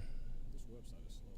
Yeah, mate, I appreciate you coming over to the Twitter space a few weeks ago. It's nice to see you there, man. Yeah, man. I always try to jump in whenever I see like someone is either hosting something or someone's maybe giving a talk about something, just to like either show my support or even just kind of stay up to date, you know, because no one person can kind of do it all. Like, there's no way you're going to be able to stay up to date with all things Bitcoin and Ethereum. Like, you got to know where to aggregate that information where you can.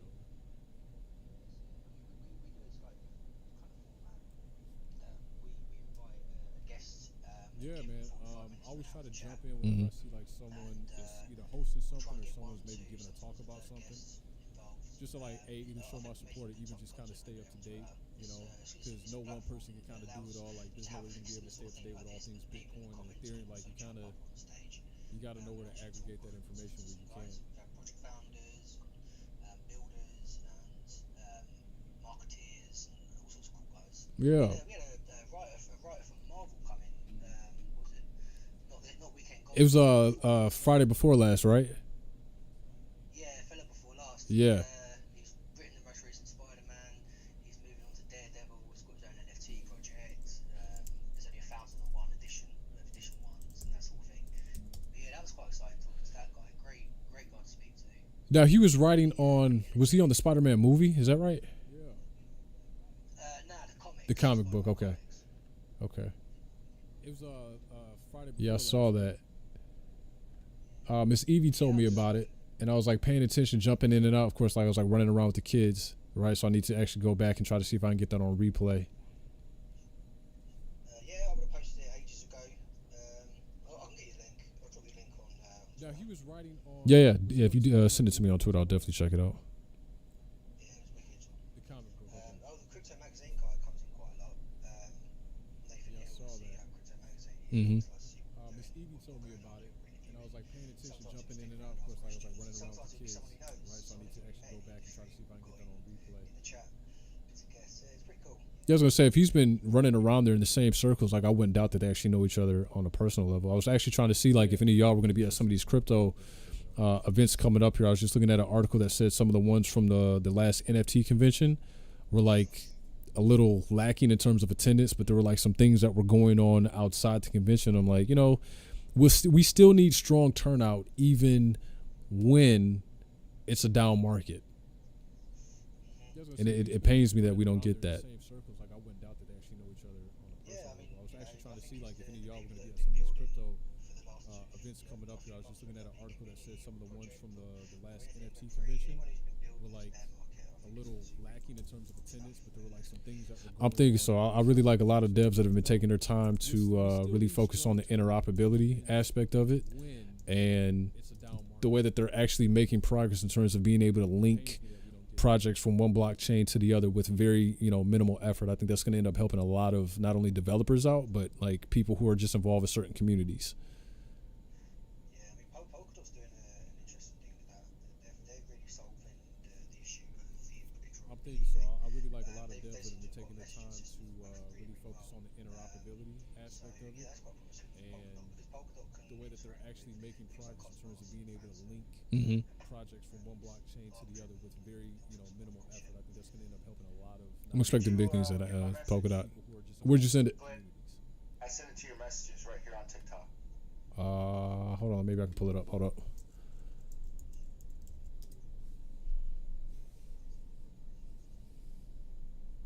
And I know search for it on Google, and I found it. Well, what did you type in the search bar on Google? I just pasted the same thing I pasted to you. All right. Where'd you send it? In the chats, they're giving you the information too. That's the problem, though. I can't copy it out of the chat. Maybe I'll hold on. Just leave that right there. I'll type it. It's in your messages though too. Well, what'd you type in the search bar? All right, there we go. It's better be worth it, Rico. I'm sorry. It's better be worth it, Rico. It's better be worth it, man. It's better not be no Bob's Basement blog. It's gonna end a lot of the hysteria. Is this competition? I mean, first of all, with Ripple, Ripple never said that it was all the money. That's number one. What it did say is that for cross-border payments, it was going to probably lead the way. Even in this article, it does still suggest that it's going to do that. Better be worth it, Rico. And the main thing that I want you to know is better not be no Bob's if you read Basement just the blog. first part of the article. In the first paragraph, the Universal Monetary Unit operates as a legal recognized monetary commodity capable of transacting in any legal tender settlement currency while functioning like a CBDC. Like, once again, what I said is it's not a CBDC, but it is a CBDC in such a way that it does do a lot of the functions of a CBDC. You have to do a deep dive into this. You can't really speculate by reading some false bullshit that the narratives are playing out in the public. They want some competition to XRP, and XRP wants the competition because it's going to squash it. Well, I wouldn't call it false narrative. I mean, this is coming over directly from investing.com. I mean, that's a pretty reputable. I understand, but this article does pretty reputable give a site. direct correlation as to XRP and UMU. So let's see here. So I got it loaded up. To invest in UMU, but one thing that I will warn you is UMU and Unicorn are for the elites. It is directly for. I wouldn't call it false IMF. narrative. I mean, this is coming over directly from They're the ones that are going to investing.com. I mean, benefit that's this, a and they pretty want to reputable. take a stab out of the market pretty in reputable many, site. many ways, and they're really not interested for the small guy. So here's what I'm taking away from this, right? And this is just coming directly from the article that you sent me on ETH News, right? So I'm reading the article, and the way that it's framed is they kind of give you a little bit of a backstory, a backdrop as to what the UMU coin is or what it will be. And then they come in and say, well, Ripple's XRP offers a fast solution at affordable rates, real time, and making an ideal complement to UMU's cross-border transaction, compatibilities or capabilities. Here's what I take away from that, right? And this has always been the thing that I've proposed to like members of the XRP community.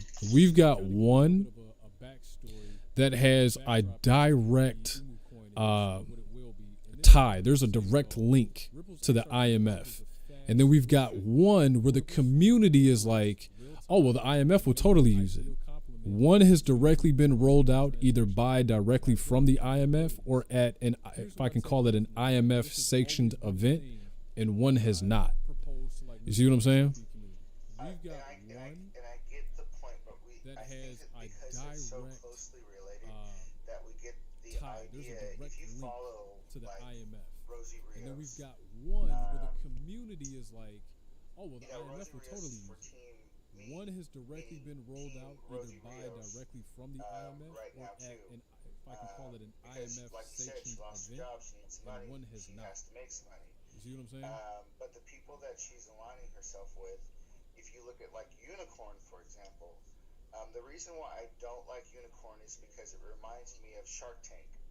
You know, the How so? biggest investor gets a piece of the pie. And UMU is now the follow-up.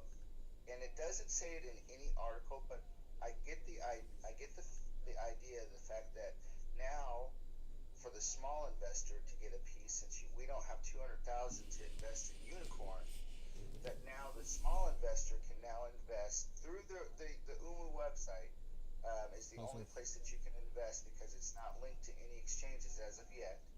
You can spend $1,000 of your money to give support to Unicorn through Umu. I have that feeling. That's me speculating, but either way, I don't even know if they'll open it up to us, really. I'm sorry. I said I don't even know if they'll open it up to us. It's open. I've already done the research. It's open. $1,000 is what it takes to get you in the door to invest in Umu. Where's that coming from?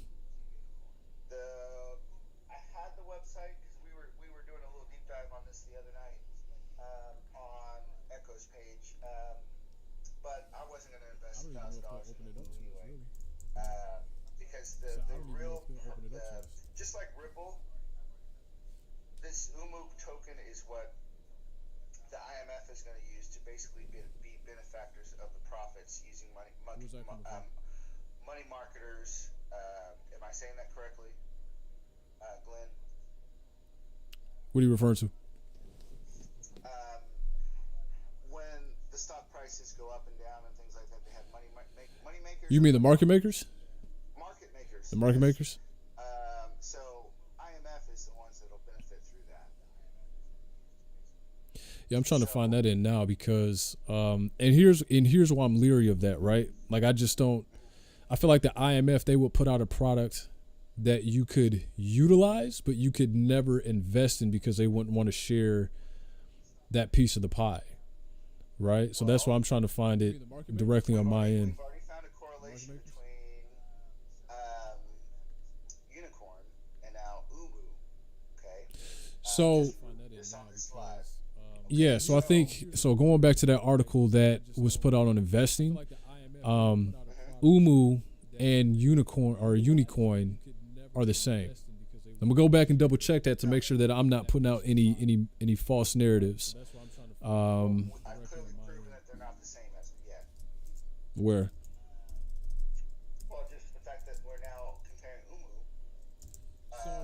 to XRP. We're not comparing Unicorn to XRP. So going back to that article that was put out on investing. All right, so going back, and I can send this to you on investing.com, that same article, in the first paragraph, the International Monetary Fund and the Digital Currency Monetary Authority, DCMA, announced the launch of a Universal Monetary Unit, UMU, during the IMF Spring Meetings 2023. Also referred to as Unicoin, the central bank digital currency aims to bolster blah, blah, blah, blah, blah. So it's also referred to as Unicoin. So they're one and the same, according to this. In the first paragraph, the International Monetary Fund and the Digital Currency Monetary Authority, DCMA, announced the launch of the Universal Monetary Unit, UMU, during the IMF Spring Meetings 2023. Also referred to as Unicoin, the central bank digital currency aims to bolster blah, blah, blah, blah, blah. So it's also referred to as Unicoin. So they're one and the same, according to this. Okay, is acting like a CBDC. It's acting like a CBDC. And yet we find articles that say it's a CBDC, but when you go to the actual Umu website, even the Umu website suggests that it's not a CBDC, but has CBDC capabilities. Let me see here. So I found a website, Unicoin, next generation cryptocurrency designed to be stable and profitable. I wish I had that. Yeah, if you got that, that would kind of. Make a phone call. I was gonna say if you want to. I'll just send it to you. Yeah, send it because I want to take a look at it because I want to make sure what I'm looking at here is not. You can do. Yeah. Yeah, I don't think these two are related. I'll show you what I'm looking at now. Okay.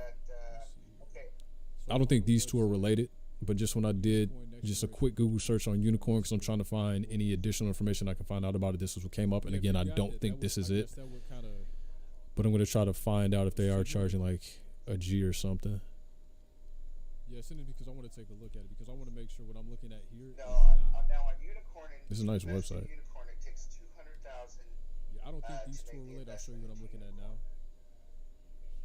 to invest in Umu. but just It when I takes did $1,000 just a quick to Google search invest on in Unicorn Umu. because I'm trying to find any information I can find out about it. This is what came up, and again, I don't think this is it, but I'm gonna try to find out if they are charging like.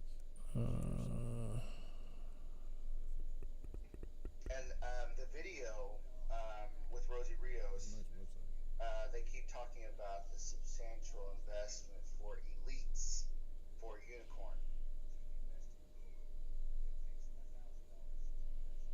So that there lies the separation. But if you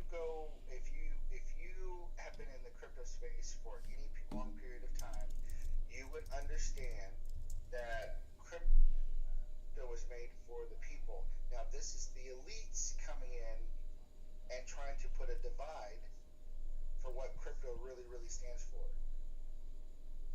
Yeah, I think so. This coin. They're trying to take the power, or they're trying to take the power away from the people, because what they want to do is create a monetary system that benefits the elites, where the elites are already in and involved.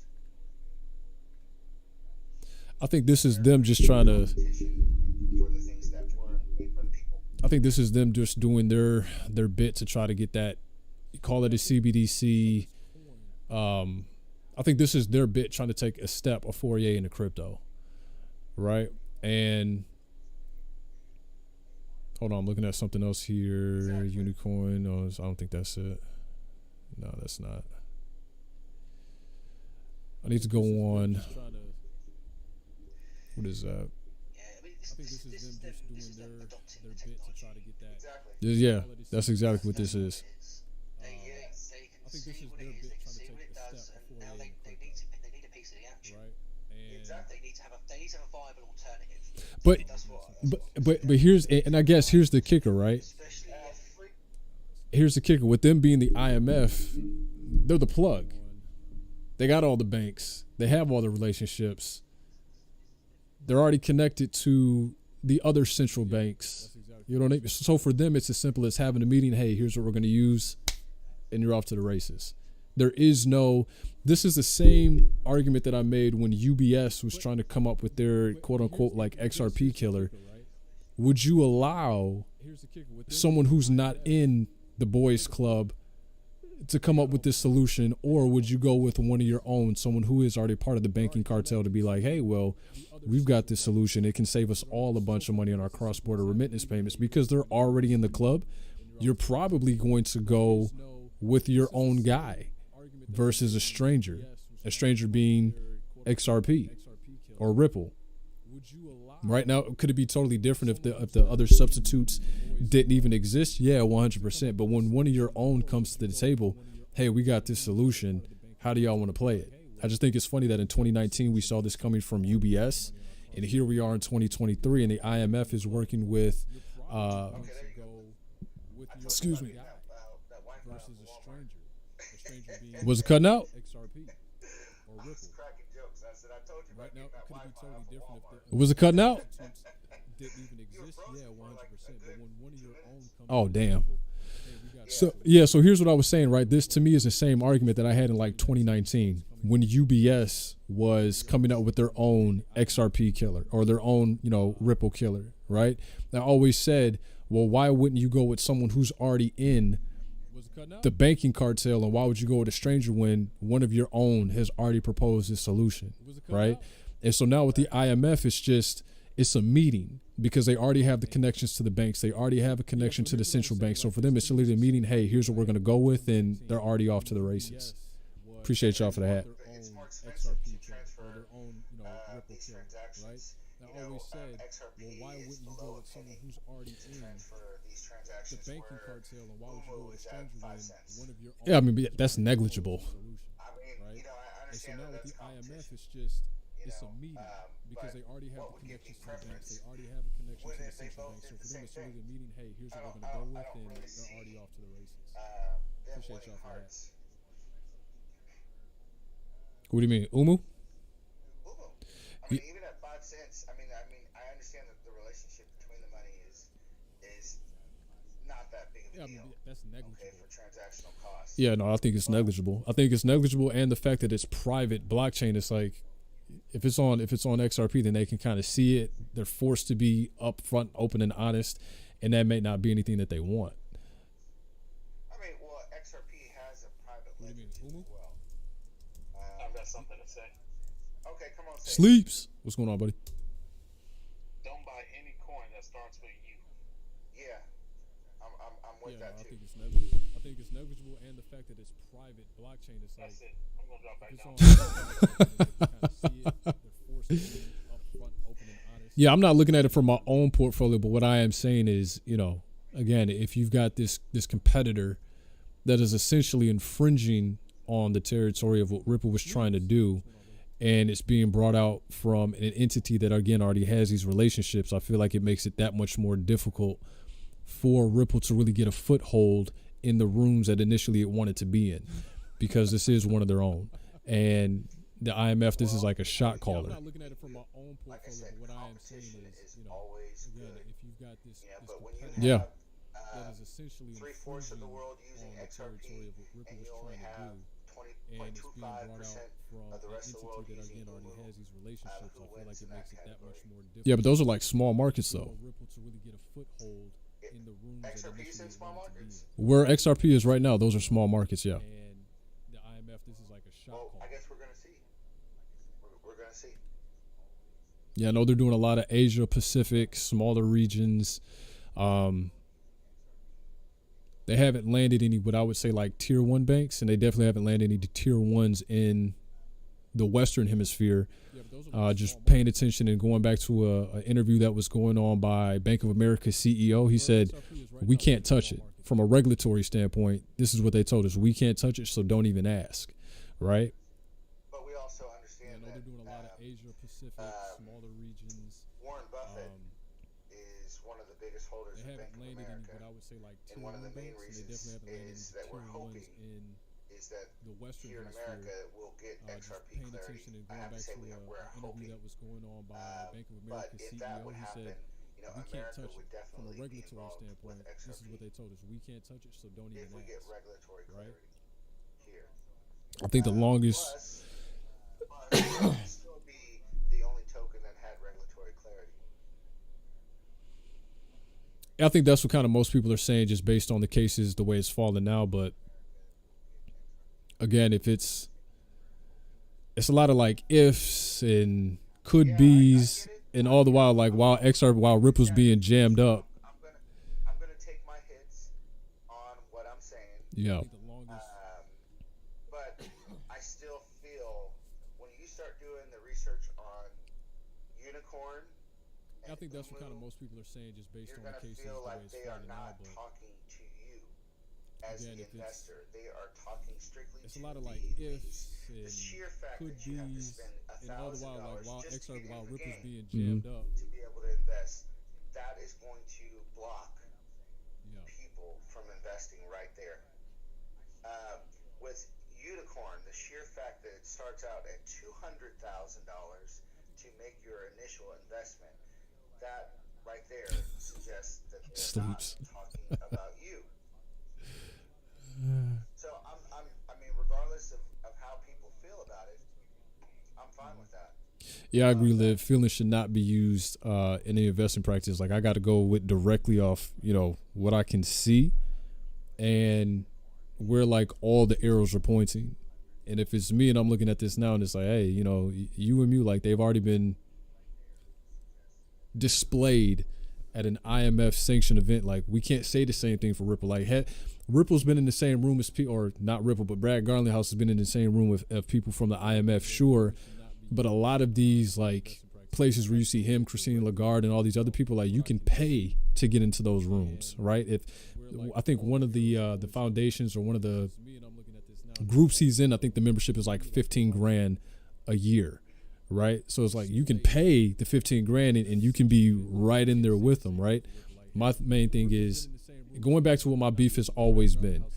I need documentation where it says this central bank, notable central bank, not even like a small player, but like a big one. Hey, yeah, we're definitely going to use XRP. We haven't seen it.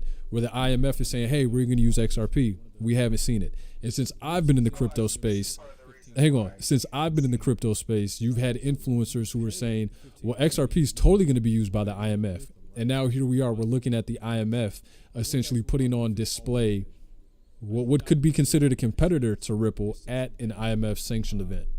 So, again, not really having a dog in this fight. I don't hold any XRP. Obviously, I don't want to see people who hold XRP's like investment dwindle because they've been jammed up by a lawsuit, and the lawsuit has allowed competitors time to catch up and make ground. Dare I say that? And potentially overshadow the things that Ripple is doing or had looked to do. I just don't want people's investment to go down to zero, and I just want folks to be mindful of, like I said, the information that they consume, where they consume it from, if it's traceable. Obviously, I don't want to see people hold XRP's like investment dwindle because they've been jammed up by a lawsuit, and the lawsuit has allowed there's going to be more competition to XRP. I'm admitting that straight right here. Yeah.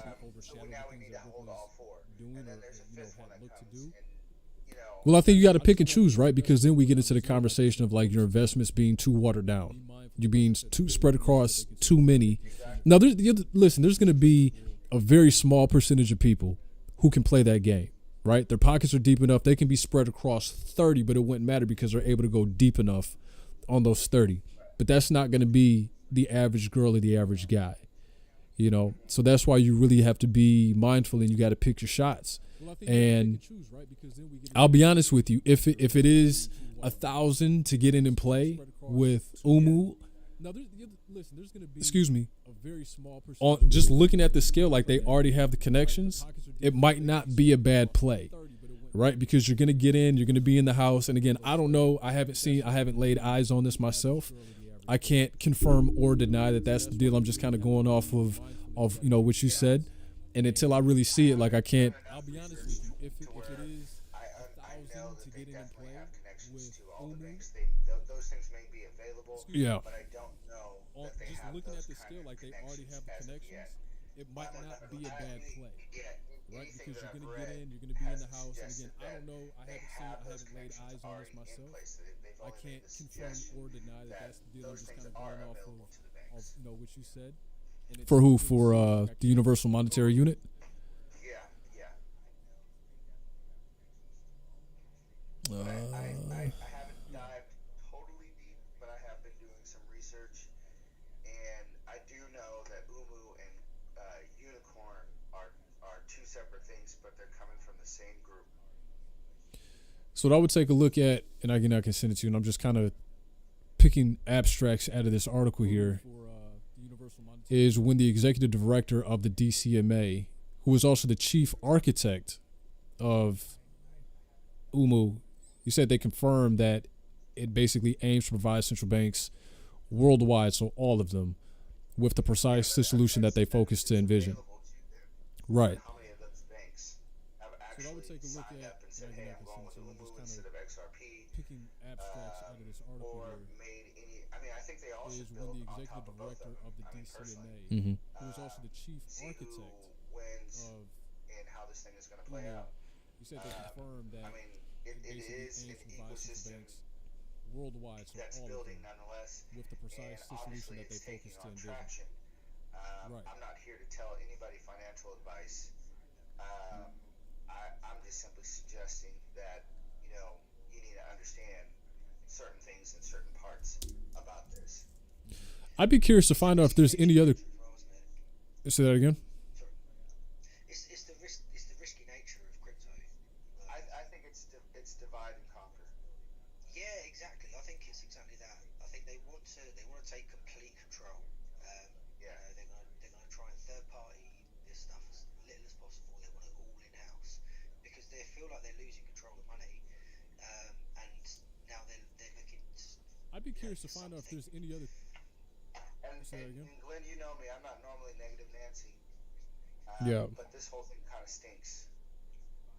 Because if this type of investment takes traction or takes precedence, in the future, you may have to come with a lump sum of money or be an accredited investor in order to purchase crypto in the future. And it's not so much as to what it does as to why I'm negative on it. It's how it's starting. It's no longer for the little guy. It's for players. players only. And I get that. I mean, we all grew up in that, but they're bringing the casino to digital currency, cryptocurrency, and that's what I don't like. So I guess the next question I would pose, and I understand that, is I would be curious to find out how many others, if any, are utilizing, let me find it. There's like a framework that these central banks are using, that they're currently using. So I want to know if there's any other existing cryptocurrencies that would have that same framework built into them. Because what I'm taking for this, if central banks did decide, hey, we're definitely going to utilize this, it would be plug and play for them. Like you can take the Swift codes that already exist, plug it directly in, and tell it, hey, here's where you need to go, and just send it. So that, to me, that's like extreme ease of use, and it's like if you can remove as much friction as possible, like that's gonna benefit your case. Any other existing cryptocurrencies that would have that same framework built into them? Because what I'm taking for this, if central banks did decide, hey, we're definitely going to utilize this, it would be plug and play for them. Like you can take the Swift codes that already exist, plug it directly in, and tell it, hey, here's where you need to go, and just send it. I was going to say something and it's completely forgot what it was. So to me, that's like extreme ease of use, and it's like if you can remove as much friction as possible, like that's gonna benefit your case. People listing things that are worthy in the chat. Yeah, I know I'm trying to get caught up. I know Crypto Nerf Sleeps is always talking about Tacit Pay. And he's right. When you take a look at just the traction that Tacit Pay has been able to garner in a relatively short amount of time, it's like, I don't want to, again, it's not my intent to keep knocking Ripple down the list, but it's, again, this lawsuit has hindered the progression in a major way. Now, I don't know if that's like by design. Yeah, I don't know if that's by design or whatever the case is, but Crypto Nerf Sleeps is always talking about Tacit Pay. He's right. When you take a look at, I'd also be curious to see like who is in on Tacit Pay, or if Tacit Pay has any branches going to any other companies or tools. Down the list, but it's, again, this lawsuit has hindered the progression in a major way. Now, I don't know if that's like by design. Yeah, I don't know if that's by design or whatever the case is, but because the leader's crazier than a coon. I'd also be curious to see like who is in on Tacit Pay. If Tacit Pay has any branches going to any other it's one of those things. Companies or tools. On one end, with the IMF, you could be priced out of the market and never get a chance to play, or you can go with the crazy coon that will allow you to play with them. But how do y'all see that happening though? How do you see like you getting priced out of the market?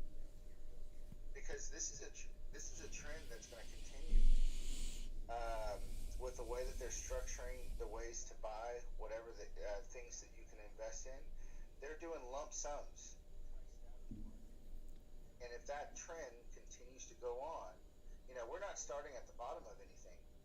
We don't even know what Umu is really worth it right now, but they're going to. How do y'all see that happen though? How do you see like you getting priced out of the market? Buying $1,000 worth real quick, thinking that this is the next big competitor to XRP, and so they're going to catch up in value, and now this value has created and dapped the pockets of the IMF. Now that gives them more ability to create other things that will be competition to, let's say, Bitcoin or Ethereum. So because they have more money that's coming out of the world to create copycats. So here's what I'll say, right? I feel like nor the DCMA nor the IMF have ever, again, granted like access, display to any cryptocurrency. So I got to see like where they want to charge $1,000 for people to invest in. Like to me, that just it doesn't compute. I don't have the way that you buy. So here's what I'll say, right? I feel like nor the DCMA nor the IMF have ever, again, granted like access, display based on the research to any cryptocurrency. So I got to see like where they want to charge $1,000 for people to invest in. Like to me, that just it doesn't compute. Yeah, see if y'all can get that, because what I'm reading here, this is something that was developed in-house very closed door, only for very specific use for IMF and World Banks, and it doesn't have an application for like traders or retail investors. I get it. But I've seen it. I did go to the website. I don't have, I believe I did it on my phone. Yeah, see if y'all can get that, in because my what I'm browser, reading it here, did this not is something that save. was developed in-house, And very so, closed door, only I for am very specific use without for that bit of IMF information, and but I World will Banks, get that and information, it doesn't have an and I application will send it to you, for and we can take like that conversation up traders tomorrow, or whatever retail day. investors. I just don't feel comfortable with the strategy and how they're presenting this. I think it's anti-crypto in the truest of sense. The way that they're promoting their products with a ticket tab that's so substantial for most people. $1,000 during a recession is a lot of money for most people. Mhm. But if you can DCA into a project, people have $20 here, they have $50 there. They could, therefore, and I do remember, I think it was Coach JB when he was talking about the IMF, that the IMF was going to roll out with big ticket numbers in order for you to invest. So if you didn't have a pile of cash, you weren't going to be able to get in to anything that they do. And that was probably a year or so ago. And thus far, it seems to be the truth that they're rolling out with investment strategies that get lump sums of money from multiple people. And so, once again, if you don't fit the description, you're not going to benefit from that. In California, they really have not had a history of racism. What they had was classism, I think. Mm-hmm. In other words, if you could afford a $2,500 plate at my seminar for dinner, then I needed to know you. I didn't care what color you were, but you could afford the $2,500 plate. So I feel that this same thing is rolling out right now, the same kind of philosophy. If you can afford, this lump sum of money, then, I need to know who you are. Hang on, I'm in the chat. Stop Loss said, if I'm reading this right, that he says you can buy it for $1K, so I need to know exactly. Stop Loss, if you're saying that you can buy it right now, I was getting ready to reply to your comment. If you say you can buy it now, I need to know where you can get it, unless that can is supposed to have a T next to it. It's supposed to say can't.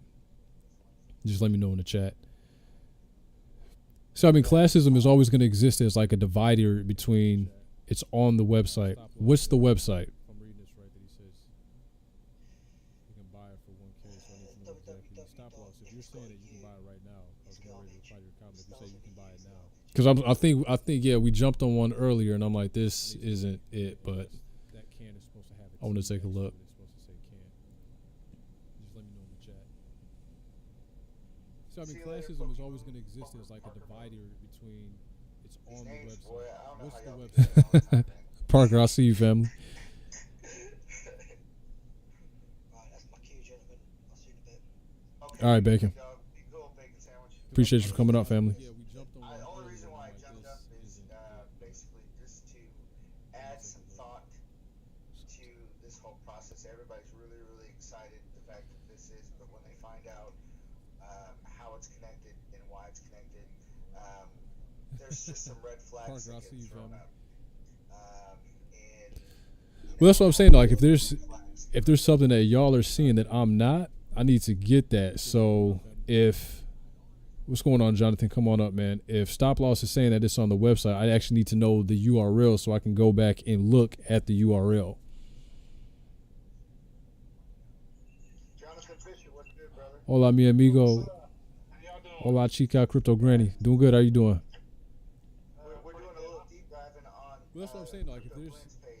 Well, listen. I know how Jonathan's doing. He's up 300% on that Moonwell. So what's going on, Just Jonathan? like Come on. Cass If Stop too. Loss is saying that it's on the It's just website, I like, actually need to know the URL Excel. so I can go back and look at I know how he's doing.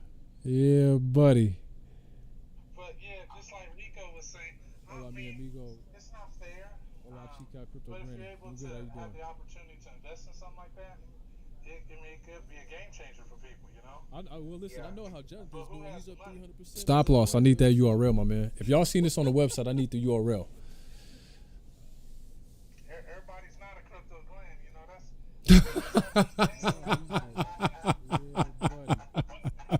That's Y'all crazy. Y'all crazy. Glenn, I was like, I asked him a question because I've been so enamored when I got into crypto and seeing that Glenn Unicorn.com. Yeah. he Stop had loss. I need that BNB, URL. and I said, how Y'all much do seen you this on guys the did website? you I need the invest in URL. BNB when it was 10 cent? And Glenn, this one live he showed me, Yeah. I got this amount, and I was like, what? Yeah. Ever since then, I've been hooked to Glenn. Y'all crazy. Glenn is amazing. Listen, I try to get out here and spit the gems because I'm like, listen, you may not get BNB, but you might be able to get. And I'm not. What I'm about to say is not instruction to go out and buy it. But like when we talked about Moonwell was 0.004 cents, and now it's gone up 300% in the 2 months, a month and a half, 2 months, maybe 2.5, 3 months that we talked about it, right? So I get that like half the battle is timing, but the other half of the battle is I got to be tuned in with people who know what they're talking about, who know how to look at a project, break it down, figure out how much runway it's got left, if it's legitimate, if it's not legitimate, if it is legitimate, when's the right time to go in. Because like if you got those pieces to the pie, you don't need a BNB, right? You can get in on the Moonwell. You can get in on, yeah, for real. I got a little gem that I'm researching. I'm scared to put it out there. But it sits on the XDC network. break it down, It's their figure out how much ecosystem runway it's got that they left, if plan it's on using legitimate, if it's not for, legitimate, if it is legitimate, when's the right time to go in. Because like if you got those pieces to the pie, their financial strategy. you don't need a BNB, Okay, I'll just say it that way. right? So that You can get in on the Moonwell. You can get in But on I'm looking at GBEX. G-Backs. Exactly, I got some of that For real. too. Yeah, how did you do the transfer? Because I tried to do the transfer the other day using. Hold on, let me tell you. I bought like $200 worth. Oh, y'all. Whoa, time out. I'm on the unicorn.com website. This is not the same one. This is not the same one. So I'm going to show you something real quick. So there was a beef that was made, and I'm reading this article by a gentleman by the name of, what is his name? John McKeown. It was written on April 16th, and in his, I guess it's kind of like a blog or something. What he's basically saying is the IMF did a real terrible job before rolling out this coin, because if they had done this coin, they would realize that there's already 2 coins named Unicoin. So I don't think we're talking about the same one. And I'm reading this article by a gentleman by the name of, Because I went to, John Mick. I went to It was written on the April website 16th, that Stop Loss had kinda like put in the chat, or something. What he's basically and he said it's unicoin.com. I'm on there now. Like the logos don't look the same. This is one that's been out for a fair number of some time now, and I don't even think this is the same. Like I don't even think the use case is the same. because I went to Alex, how can Unicoin compete? Yeah, this thing was like on Shark Tank. It looks like Shark Tank. I don't think this is really Shark Tank. Was created by an anonymous person to provide anonymity to people who wanted to hide. Yeah, this was like an effects of transaction. infomercial kind It of has since deal. grown way I beyond don't it. think the use case is the But same. the essence of Bitcoin when it was introduced was anonymity. And I believe that even though anonymity proved to be quite a sizable demand on the market, that This thing many was like more on Shark investors Tank. Yeah, are see what I mean? interested in think this is stability and return.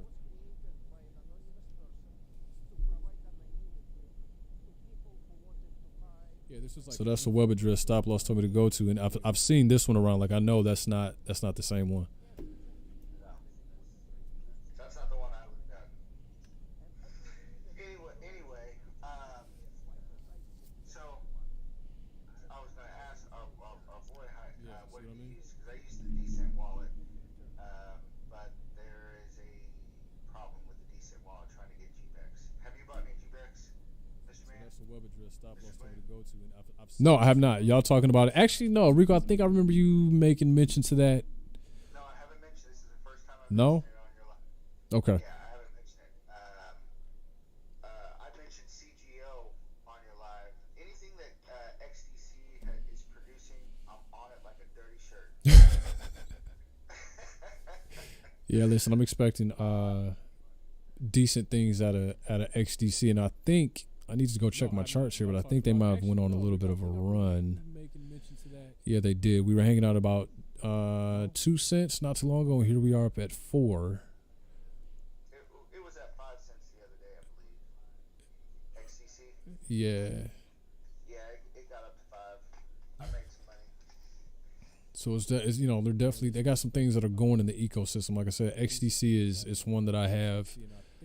I won't say the exact number, but it's a little bit. I got a tiny bag of XDC.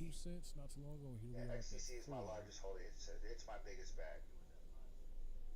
I'm still out. I'm still shooting for that million tokens of XTC. I won't tell you how many I got. Let's go. Huh? Let's go. I'm a lot closer. I'm going for it.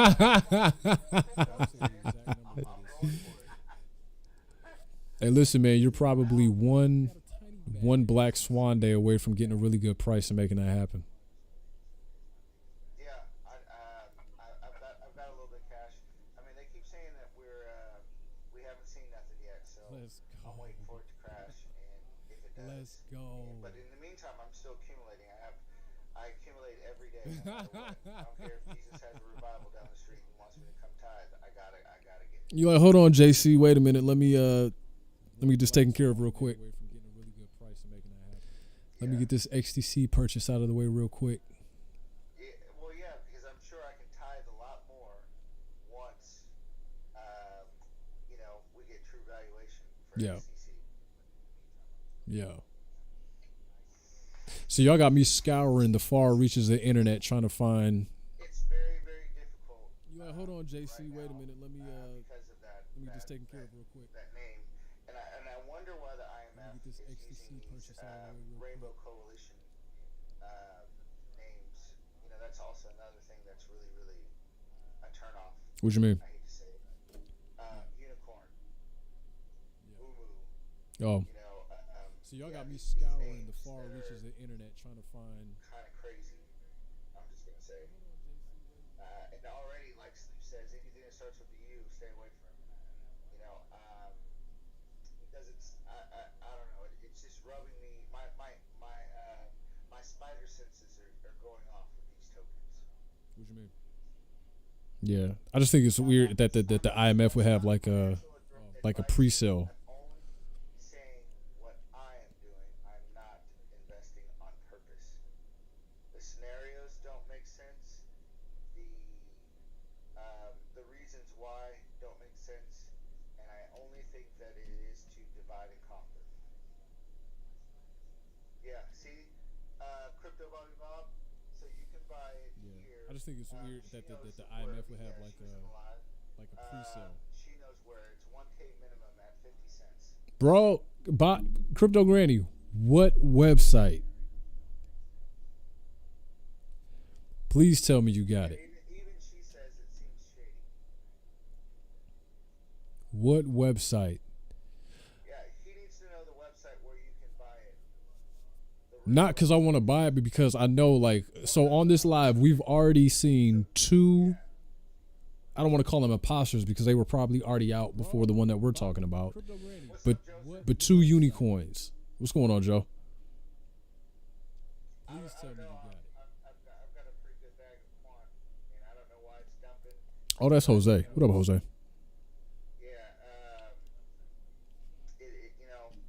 Not because I want to buy it, because I know, like, so on this live, we've already seen 2. If anything, if it I don't want to call them imposters because they were probably already out. Wait, no, $84. I don't know if it's going to 84, but if it goes to 84. Man, listen, right? I was on here with Evie a couple weeks ago, and she was like, "Yeah, I was buying Quant at like $40." I said, "Get off my live, get off." She got a sweetheart deal. And I'm ecstatic for her. I'm like, I need some of that. Yeah, I bought 10 of them at that price. Yeah. Wait, no, $84. I don't know if it's going to 84. Yeah. But it goes to 84. Seems shady. Crypto Granny, where'd you see it at? I was on here with Evie a couple weeks ago, and she was like, "Yeah, I was buying Quant at like 40." Quant had a hack? Okay. Get off. She got a sweetheart deal. Okay. And I'm ecstatic. Somebody for giving her. out that I need personal some of info. Another. Where have you been? Like, really? Okay. She been hiding out in the shadows. Seems I shady. know, man. Where, Certain okay, people that you Crypto wanna, Granny, where'd you see it at? That you see all the time, and then you go on MIA. You know, I don't know what you guys are doing. down BitTrue there, was hacked. Yes, I do. Yeah, I did hear about that. Friends online, and so I'm gonna need you to stay a little bit more active. Yeah, so anybody talking about the Quant hack, it was Quant and BitTrue got hacked. I did hear about BitTrue getting hacked earlier. I did hear about BitTrue. Yeah. She been hiding out in the shadows. No, you talked about it online, actually. Say that again? I said you just talked about it online. With Did I? BitTrue being hacked. Yeah, in the beginning. That's BitTrue when I was jumped hacked, on. That's yeah, what you were talking about. BitTrue. Oh yeah. Well, you know, we cover a lot on these lives. The other thing we got to talk about So anybody talking about the while I'm thinking about it, the other thing I need to tell y'all about, and I need to jump off for a second, make a run, but I'm going to come right back. The other thing we need to talk about is there is an exploit that has been found in the Ethereum staking pool where it exposes your IP address. So if you start to see Ethereum sell off between now and we cover a lot on however long it takes this the other thing we got information or this news cycle to subside, if you're wondering why, that's probably why. Outside of the Shanghai update going live, and now people can kind of withdraw their staked Ethereum, and they obviously want to try to reap some of those ETH profits. But yeah, so ETH's got a little bit of something going on with it. So if you start to see Ethereum sell off between now and however long it takes this Say again. information or this news cycle. I was shorting ETH a couple of days ago, but it wasn't related to what was going on with this. It was just related to just how it was performing. It was just running a little hot. Right now, I don't know if I take a short on ETH right now, just because it's coming out of the overvalued territory. Looking at 4 hour, I'm gonna see if it's got some bearish divergence on it. Hold on. For Umu, Say do again? you still have that website? I was shorting ETH a couple days ago, but it wasn't related to what was going on with this. It was just related to just how it was performing. It was just running a little hot. Right now, I was talking about shorting ETH and Bitcoin because they both were running hot. overvalued territory. I shorted it with a Look 100x at 4 hour. leverage. Let's see if it's got some bearish divergence I on it. doubled my money. Man cleaned up. I let the ETH short ride for probably, because I think literally the morning after, I might have posted those results on Twitter. I got to go back and check, but it was a nice return. Bitcoin, it was holding stable and actually moved up on me. So I was like, I'm not going to close this one just yet because I know it's got to come down. I just closed that short a couple hours ago, and I did 18% on that with just 10x leverage. So 18% on that. So I'm like, that's not bad. I'll take that. Because I think literally I'm crazy. the morning I'm after. doing 100x on stuff. Bitcoin, it was holding stable and actually. Yeah, no kidding. No kid. I'll do that, but it's got to be like a screamer. Like all the technicals got to line up, and I'll be like, okay, cool, let's run it. Like I'm waiting. I'm gonna be honest with you, man. I don't think that the bottom is in, just based on some of the things that I'm seeing. But I feel like if we get down to where I think the bottom is, after we come back from there, I will definitely be pushing in, one on spot, but two also on leverage. And it's going to be, and I'm gonna tell you this right now, one of the most craziest trades, probably the biggest trade I will have ever executed in my life, my whole entire trading career. If we get down to this number that I'm looking at. But as far as it's at right now, Ethereum on the 4 hour. After we come back from there, I will definitely be pushing in. Listen, man, y'all already know where I'm at with it. My info has not changed as of yet. The moment it does change, like, yeah, 100%, I'll definitely jump on and I'll update. 200x, I'll take it. There are some exchanges they'll let you do 200x. David, I wouldn't sell anything during You got to know when. I wouldn't sell into support, and I would not sell into, like, if you're looking at the RSI, I would not sell into things being oversold because you're gonna take an L. My info has not changed. You're gonna take an L. The moment it does change, like, yeah, 100%, I'll definitely jump on and I'll update.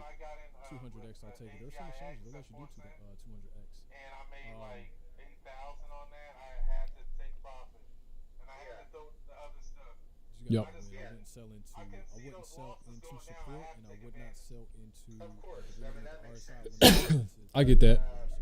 Yeah, I just don't believe you know, you should sell your whole bag in order to trade it for Umu. Oh Please. let me ask you a question. Have you heard of this coin? It's called RenQ Finance. It's called Yeah. RenQ Finance. Yeah. I bought into The pre-sale. sell at 3 cents. I get that. That's good. Where they at with it? Is it live already? No, they're still. I think they're at like maybe 4 cents. They keep doing these little pre-sales and going up. Oh, it must be like a Dutch auction. Yeah, so I Sounds got like a Dutch auction. 1,000 of them. Okay. You know, I spent maybe $1,000 on it or something like that. Yeah. I'll tell you what. When I Once they launch, you still gotta go through the drama of all that and hold all the way through. Yep. Where they at with it? Is it live already? Yep. Yeah, that's part of the game anyway. Yep. Like I said, I'm trying to be like Glenn. Oh, it must be like a Dutch auction. Patience, man. It's gonna take patience. Like I tell you, like there is no magic bullet. And I said this during one of my last lives. I had a video that I was thinking about doing, but I'm like, it's in the drafts. I'm like, I might post it, I might not. But I feel like folks, I'm not saying you, but I feel like folks, they like try to find a magic bullet. They're like, well, how did you? And I'm like, first, I personally don't think I'm at the mountaintop yet. Like I'm on the mountain, I'm like climbing. I'm significantly better off than I was in like 2017 when I first got started. But the thing that is proven to be true is just like it's time in. It's time in. It's due diligence. It's okay with being patient. It's okay with not trying to catch everything. And it's really just discipline. Like there's days where I see like markets are going up and it's super green. And I'm like, oh, I want to take that ride too. And I'm just like, you've done that before. And you know that when you've done that before, you've bought in on the green, it's going to come back and bite you in the ass. So be patient. Like let your trade come to you, you know, but I got like in my head now, man. So I've been in since 2021. Yep. I got like a mental stop loss in my head. I refuse to buy on green. that's a fact. I have to wait And it's right really now. just discipline. Yeah. Like there's days where I see like markets are going up and it's super green. I'm like, oh, I want to take that ride too. And I I'm was just like, like, no, I you've gotta done wait that for a before, red day, which I'm and gonna you buy. know that when you've done that before, That's today. bought in on the green, it's gonna come back and bite you in the ass. So be patient. Like It's today. Are the hardest days not to buy. Yep. Because, you know, especially on tokens that are your favorites, if you have like a certain day of the That's week, fact. like for me, I buy daily, no matter what, for one token, but I have other favorites that I buy once a week on. That's and if today. they're green, you're like, damn, what else? What do I have to spend my money on today. now that I was planning on spending on this? Because now you're pumping, and I have to go and miss you for a week, and you know next week it's gonna be red. It's gonna be red. Yeah, it's tough. Those are the hard decision days. I love what Live and Learn. She said it takes so much time and discipline, learning and rinse and repeat. Like that's 100% it. That's it. I'm saying, and that, and you gotta have like good people that you trust. I think I stress this like every live.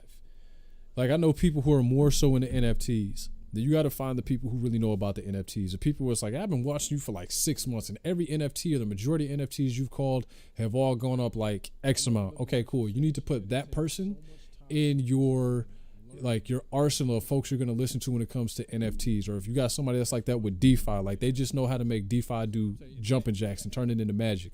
You got to put that person in your arsenal.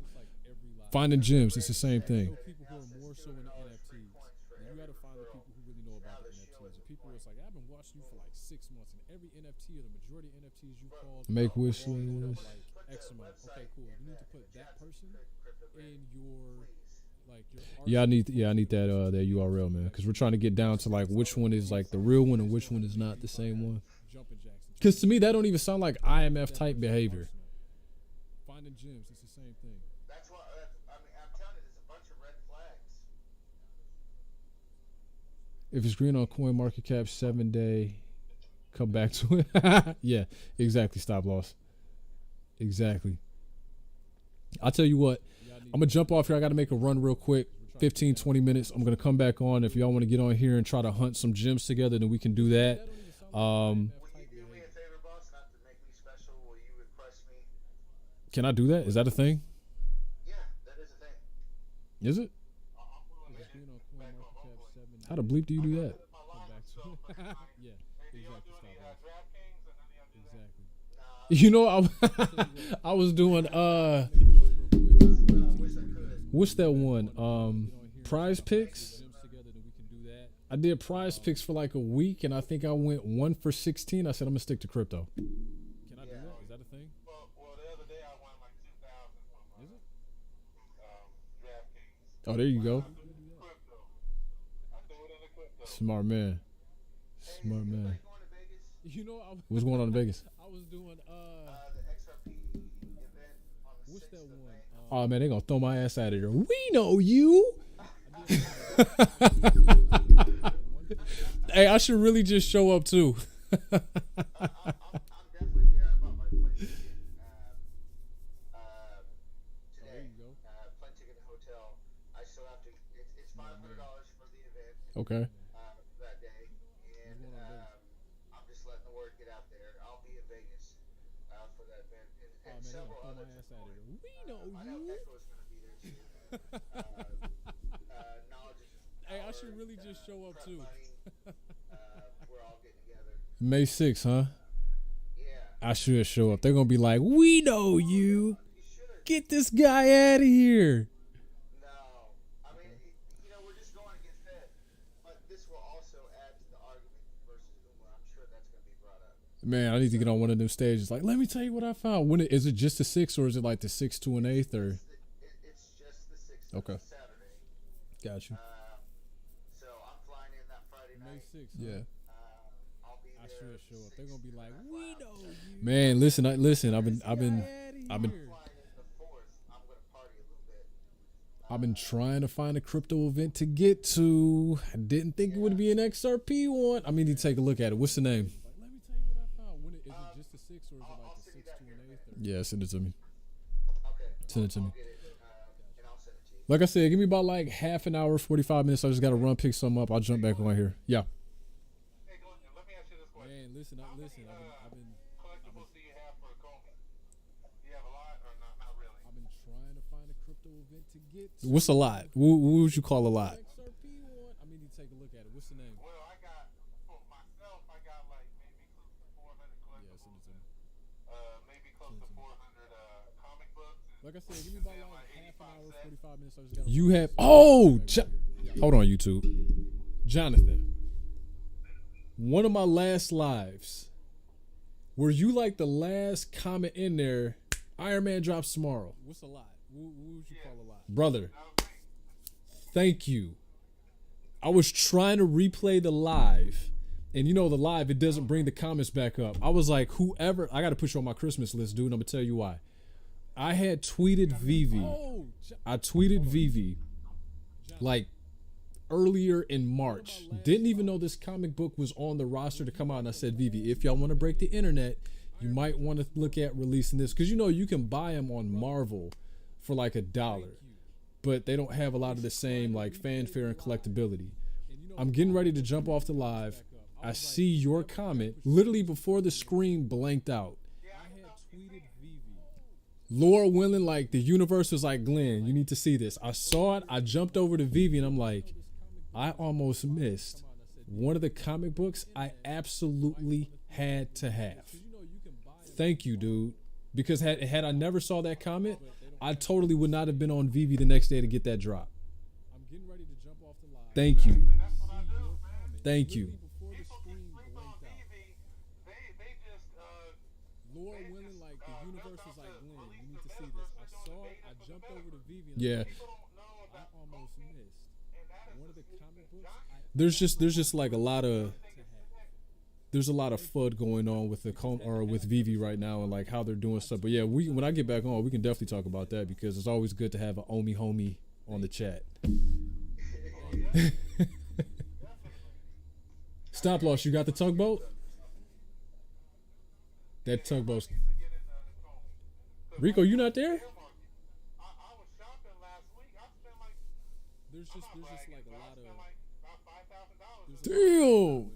I'm trying to get my Yeah.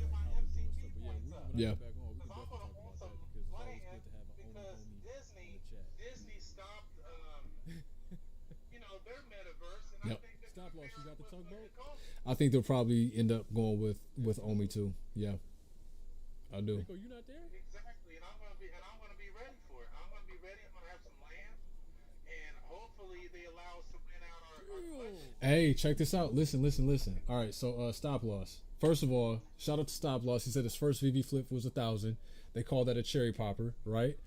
And there's a couple. So like they have geo drops. So if you're in the United States, certain stuff you can't. Like we couldn't get any of the Powder Puff Girl stuff. But when Vivi released the Ultraman, you couldn't get it in Japan. And Japan had a huge following for Ultraman. So when I bought a couple extra Ultraman and I sold them on eBay, because this is before you could actually get the gems off, I sold them on eBay and I told the person, create an account and I'll transfer you over when you buy it. So they bought it, they gave me their screen name or their username and I transferred it over.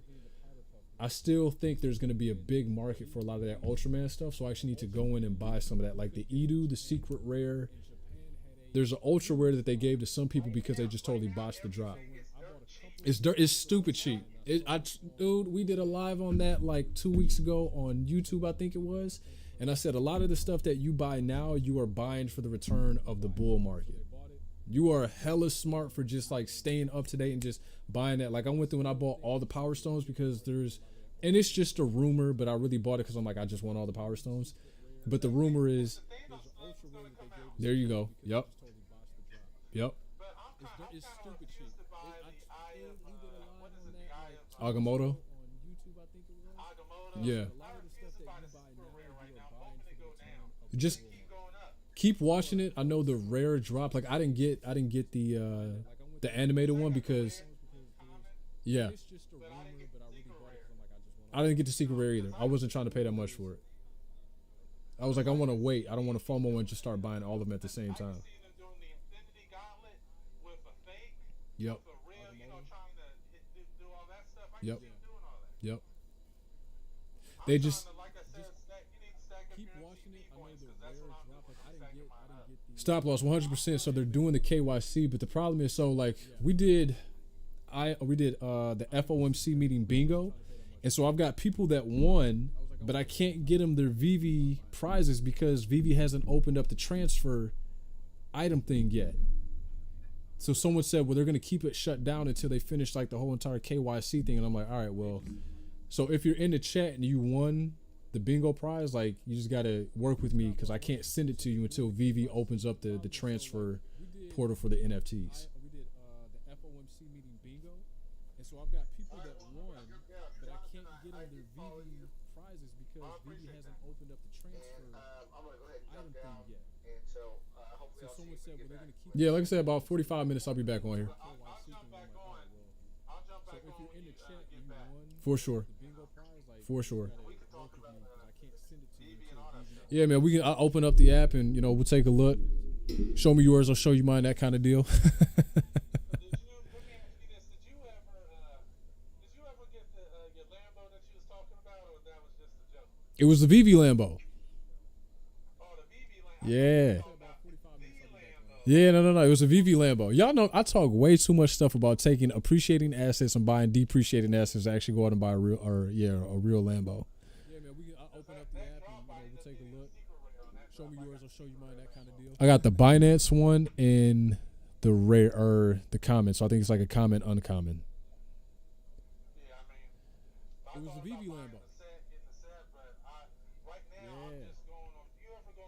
Yeah, no. It was a VV Lambo. Y'all I talk way too much stuff about taking appreciating assets and buying depreciating assets. I didn't know that was a thing. A real Lambo. Yeah, it's called vevsetlist.com, and you can see how much all the MCB. I got the Binance one and the rare the comment. vevsetlist.com. I'm gonna have to take a look at that.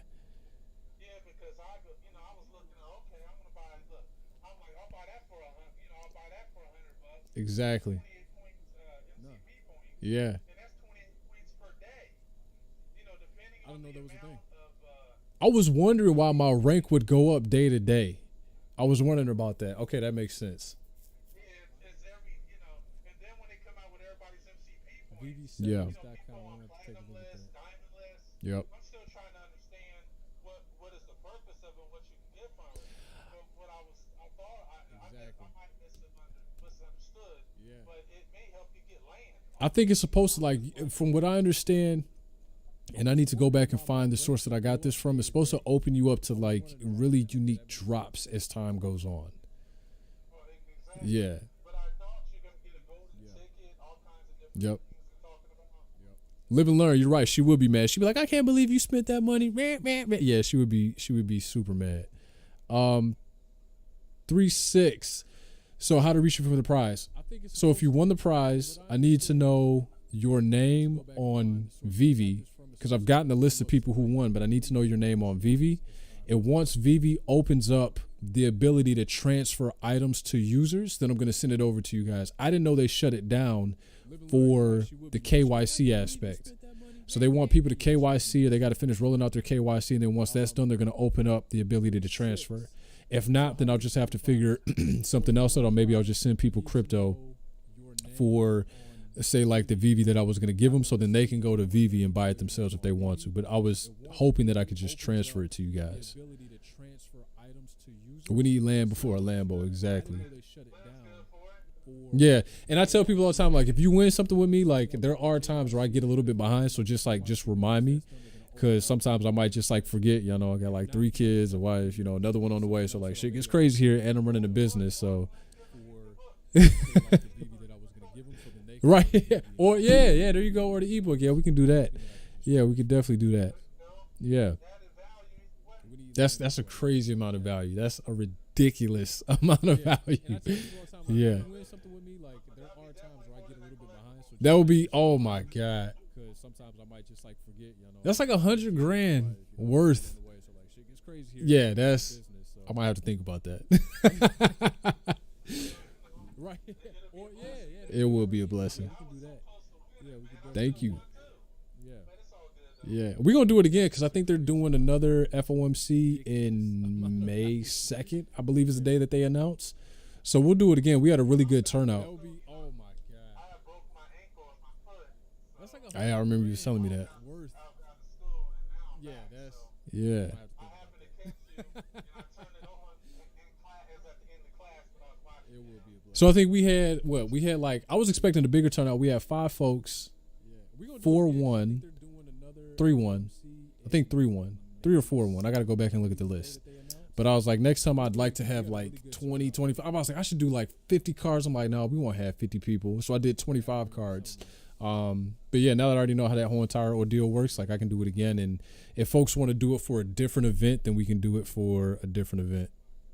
So I think we had like, I was expecting a bigger turnout. We had 5 folks, 4-1, 3-1. I think 3-1. 3 or 4. I gotta go back and look at the list. But I was like, next time I'd like to have like 20, 25. I was like, I should do like just transfer it over to him. So I did 25 cards.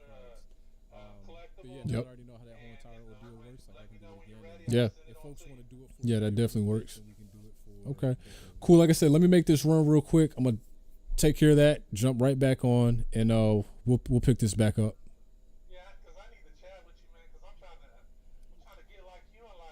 Are you talking about veve, man? You I'll tell you this, you have me beat on veve. Like I was real big into veve when I first got on, then I took like a hiatus, and I've just recently started to come back to it. But like, yeah, your collection, if it's over, would you say 4,000 or 400, you vastly outnumber mine. Cool. Like I said, let me make this run real quick. I'm gonna take care of that, jump right back on, and we'll pick this back up. On comics and like 85 sets. Yeah, no, yeah, you 100% vastly out mine on veve. You're like, you're miles ahead of me on veve. You have me beat on veve. Like I was real big into veve when I first got on, then I took like a hiatus, and I've just recently started to come back to it. But like, yeah, your collection, if it's over, would you say 4,000 or 400? Yeah. Well, I mean, like I said, when I come back, we can definitely talk about it. I'll give y'all a peek behind the curtain, and I'll tell you this: it's nothing really that y'all haven't seen before. Like I don't have like. I'm not using like Chat GPT to generate $10,000 a month. Like a lot of the stuff that I do is stuff that has already been done. It's just like I've stuck with it, and like I feel like that's my lane, and I'm hitting it, and I'm hitting it, and I'm hitting it. Well, I mean, like I said, when I come back, we can definitely talk about it. I'll give you all the peek behind the curtain. And I'll tell you this, there's nothing really that y'all haven't seen before. Like, I don't have, like, Chat GPT. So, I would say this, like, I guess before going into this a little bit later when I get back,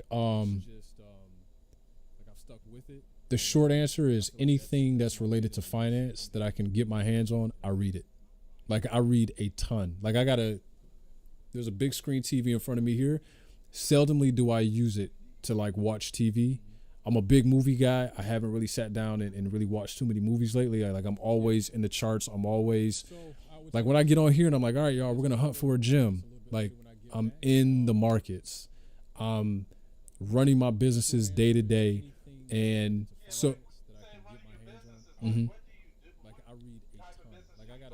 Yeah. So. No, not really. So one business in itself, kind of, sort of, a little bit, nah. So one business is like I help people who have, how can I word this? If you work in a profession that people would deem high, like in demand, right? So like you're a car dealer, or it is, right? So, like, say, what subject do you teach? Kind of, sort of, a little bit. You did tell me that. That's right. You did tell me that. So, like, say you were a math teacher, and, you know, you had the kind of math that most people would see on a GMAT.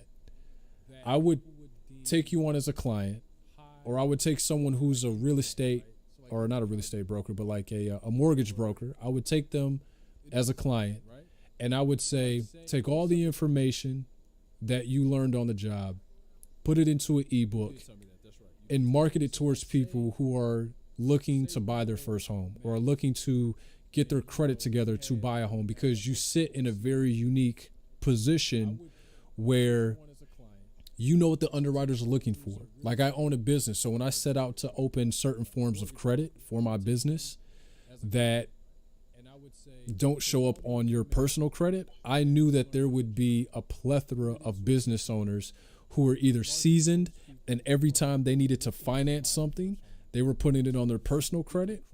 And I'm like, okay, well, I have information that can help you, because I'm going to show you how to get access to credit that doesn't show up on your personal credit. So like if you've got $20,000, $30,000 of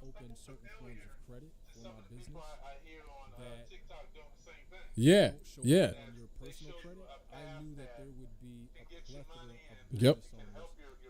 Yep. So the position that I sat in is for a number of years. So when I tell people like my background is in commercial finance, like that's what I did day in and day out. So I know what the underwriters are looking for. I know what businesses are high risk. I know what businesses are not going to get funded. I know what businesses have a high likelihood of getting funded. So I just took all that information, I put it into an ebook, plus the information that I learned when I was actually out using this for my own business, knowing what works, knowing what doesn't work. I put that into an ebook and I market that towards people who are trying to run their own business. So a lot of people, they're going to give it to you from just like the credit side, and that's fine. But sometimes you need to know how to access the debt markets to be able to get access to funding to grow your business. So I really look at it as like them kind of working in synergy together. And a lot of people are just going to give you like the steak versus the steak and the potatoes. What I would do with someone who is a mortgage broker is, or like, yeah, like a mortgage, what do they call them? I'm trying to think. Like Quicken is in our area. Yeah, mortgage. No, they don't call them a mortgage broker. It would be like a loan officer, right? So what your debt to income needs to look like, how to maneuver that, like how to really position yourself. So I've helped over 60 folks who work in the mortgage industry put together products for themselves so that they can turn around and market them towards people who are trying to look for a home. And there's ways that you can find people who are trying to buy their first home. Normally, they tend to follow a very specific profile on social media. They tend to like certain things. So we go through, it's like once you've got the ebook put together, now let's teach you how to find the people who might need your ebook. Now let's teach you how to write the copy so that you can get that product in front of them so that they can turn around and buy it, utilize it, and get into their first home. or people who are trying to buy a car, right? Here's 'cause dealerships, like I hate shopping for cars. I buy one car every like 10 or 15 years just because I hate the process. And there's people that are out there that are like me. So people want to know, well, how can I make sure that I don't get beat when I go to the dealership? I'm not getting taken advantage of when I go to the dealership. So selling cars as it is can be a hard racket. So someone who sells cars, they probably need to know, or they're probably looking for supplemental income. Well, these ebooks that would teach would-be car buyers what the dealerships are doing are great because they help prepare people for what to expect when they go into the car dealership. So I'm basically taking people who have knowledge just from on-the-job training or, formal education, put it into an ebook so that they can potentially help people who would be their customers, right? So that overall, like, you've got an overall better experience. And in return, what that yields is, one, you help people get in position so that they could buy a car, so they could buy a home. But two, because the process with you was so simple and it was so easy and it was pain-free, the next time they get ready to buy another car or a home, they're going to think of you, or they'll probably refer people to you. So it's not really just about the ebook, but it's also helping people like build their overall book of business, is what it's called in the mortgage business, or what it's called in the car selling field, the automotive field. Same thing could be said for moms, right? If you're a mom, you've probably been through like a plethora of breast pumps because you need to know what works, what doesn't work, what I didn't know before I became a mom versus what I know now. There's a litany of new moms that don't know what to expect. And if you have like a social media community where people trust you, if you're putting that out, you've got more people who are going to be more willing to listen to what you have to say because they already have some familiarity with you. So not only are they getting like a helpful resource, but in a sense, you're also like a confidant, right? Because you're like, hey, this person, like, they've got kids, they know what to expect, they can help me out. It's the same thing with crypto. I took all the experience that I had learned in traditional markets between like learning how to read a chart or understanding what might make for a good investment, how to break it down. And once I put that to use for myself and seeing what I was able to generate for myself in terms of return, I was like, well, there's probably going to be people out there that could use that kind of information as well. Okay, cool. Let me put that into a product and make that available to people. And it's helped. Like, just the reviews I'm getting from that is something that is, substantial. And I appreciate the feedback that I get from it. The other thing is a landscaping company is something that I started way, way back when I was in college. And it's just something that I've stuck with. For gosh, at this point, well over a decade. So we do everything from like commercial, residential. We work with universities that are in the area. We've done everything from, hospitals. So just between those couple avenues and, again, just taking the money. Say again? I feel that both of them working in tandem have gotten me there because I tell everybody this. Take away what I've been able to earn with active income. Investing, I could never make with active income what I've made through investing. Like investing, you can't work 24 hours a day, 7 days a week. And at a certain point in time, your investing is going to compound and then it's going to out earn what your active income earns. And I remember when I got to that point, I'm like, oh, I get it. This is why they say you need to invest. Because as you start going through, and I'm going to talk about this more when we come back, because I think that these are principles that a lot of people, maybe they haven't thought about, or some people are just visual learners. And like, I've got something that I want to show people that's going to help illustrate the point of like how important it is to have assets. Like, one of the things I said the last go around on the last live I did is I said, you need assets. You can't save your way out of this. You need assets. And if it's, okay, Glenn, well, you can be in gold, you can be in silver, you can be in real estate, you can be in stocks, you can be in crypto. If I can, I'm going to take all of the latter. I'm going to take all of those options. But if I have to pick one, I'm probably going to choose crypto because it takes a little bit of money to catapult into something bigger. Like, my crypto portfolio has caught and surpassed my traditional stock portfolio just because it's an emerging asset class. This is where people want to be. Again, it takes a little bit of money to compound and grow into something significant. Like when I tell people, I looked at my portfolio one day and I'm like, if I want to go buy a Lamborghini, like there it is right there. Then I put it away and I came back to it and I was like, if I want to buy 2 Lamborghinis, there it is right there. Would I ever buy one? Not out of crypto. No. We'll talk about that. I'll make this run and we'll talk about that, but I wouldn't trade crypto for a Lambo. There's ways that I would go about doing it, but I wouldn't say, okay, I'm going to sell the crypto, something that I've worked hard for, something I had to go through a painstaking process of learning how to trade or learning how to break down a good project from a cash grab, and I'm going to take all that hard work and sell it for a car. Like I would never. We'll talk about that. I'll make this run. I would never. I wouldn't trade crypto for a Lambo. There's ways that I would go about doing it, but I wouldn't say, okay, I'm gonna Dude, this thing, there's stuff that I haven't like shown people. There's stuff that I haven't like talked about, not really just because I don't want to bombard people with things, but and I still I think I'm playing the game right.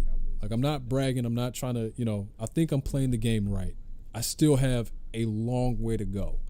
Right? Like I directly want to be able to go out there, touch people and be like, move this, do that. Boom, you'll be there.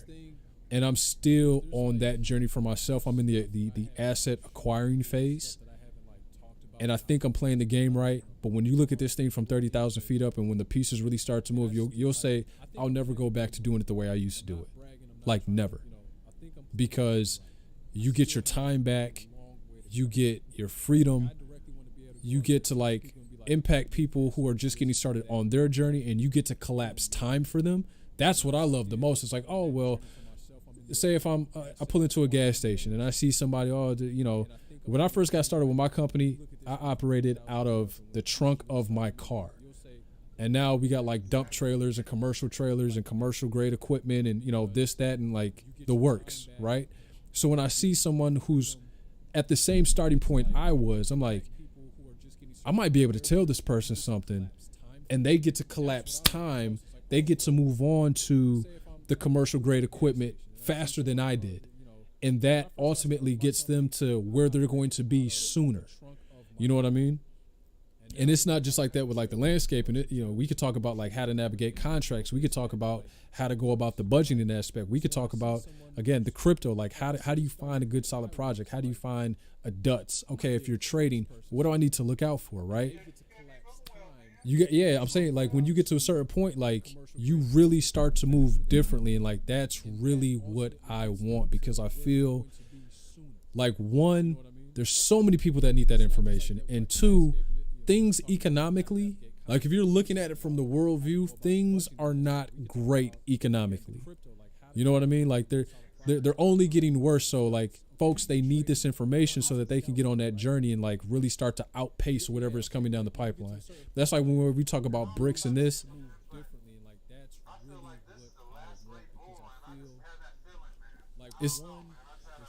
It's either this one. It's either this one or it's the next one. You're not wrong. It's either this one or the next one. You know what I mean? Like they're only getting worse. So like folks, they need this information so that they can get on that journey and like start to out. And if you went in like that, like if we're right about this in 2025 is when the next market comes back, your 2025 will be like my 2021. And I remember looking at 2017 like, okay, this isn't bad. And then 21 came out, I was like, oh, it's vastly different. And so I'm like, I'm yeah. I'm trying to hear what you're saying, man. Like how it is for you was in 2021, how it was so great for you. Mm-hmm. If we're right about this in 2025 is when the next market comes back, your 2025 will be like my 2020. And if you're going in hard like that, assuming you're like, you've researched the projects, you know the counterparty risk, you know what I mean? Like I really think you'll get there. Let me make this run. I'm gonna jump off. Let me make this run. I'm coming right back, like literally right back. I just got to go pick something up. Yeah. We'll get into that. And if there's anybody in the comments y'all want to come up, like all you got to do is request, and I'll bring y'all up too. So I'll be back. Give me like I said, 20, 30 minutes. I'll be back. All right. Appreciate y'all. research the projects. You know the counterparty risk. You know what I mean? You really start moving different. Let me, like I said, let me make this run. I'm gonna jump off. Let me make this run. I'm coming right back. Like literally right back. I just literally got to go pick something up. Yeah. We'll get into that. And if there's anybody in the comments y'all want to come up, like all you got to do is request, and I'll bring y'all up too. So I'll be back. Give me like I said, 20, 30 minutes. I'll be back. All right.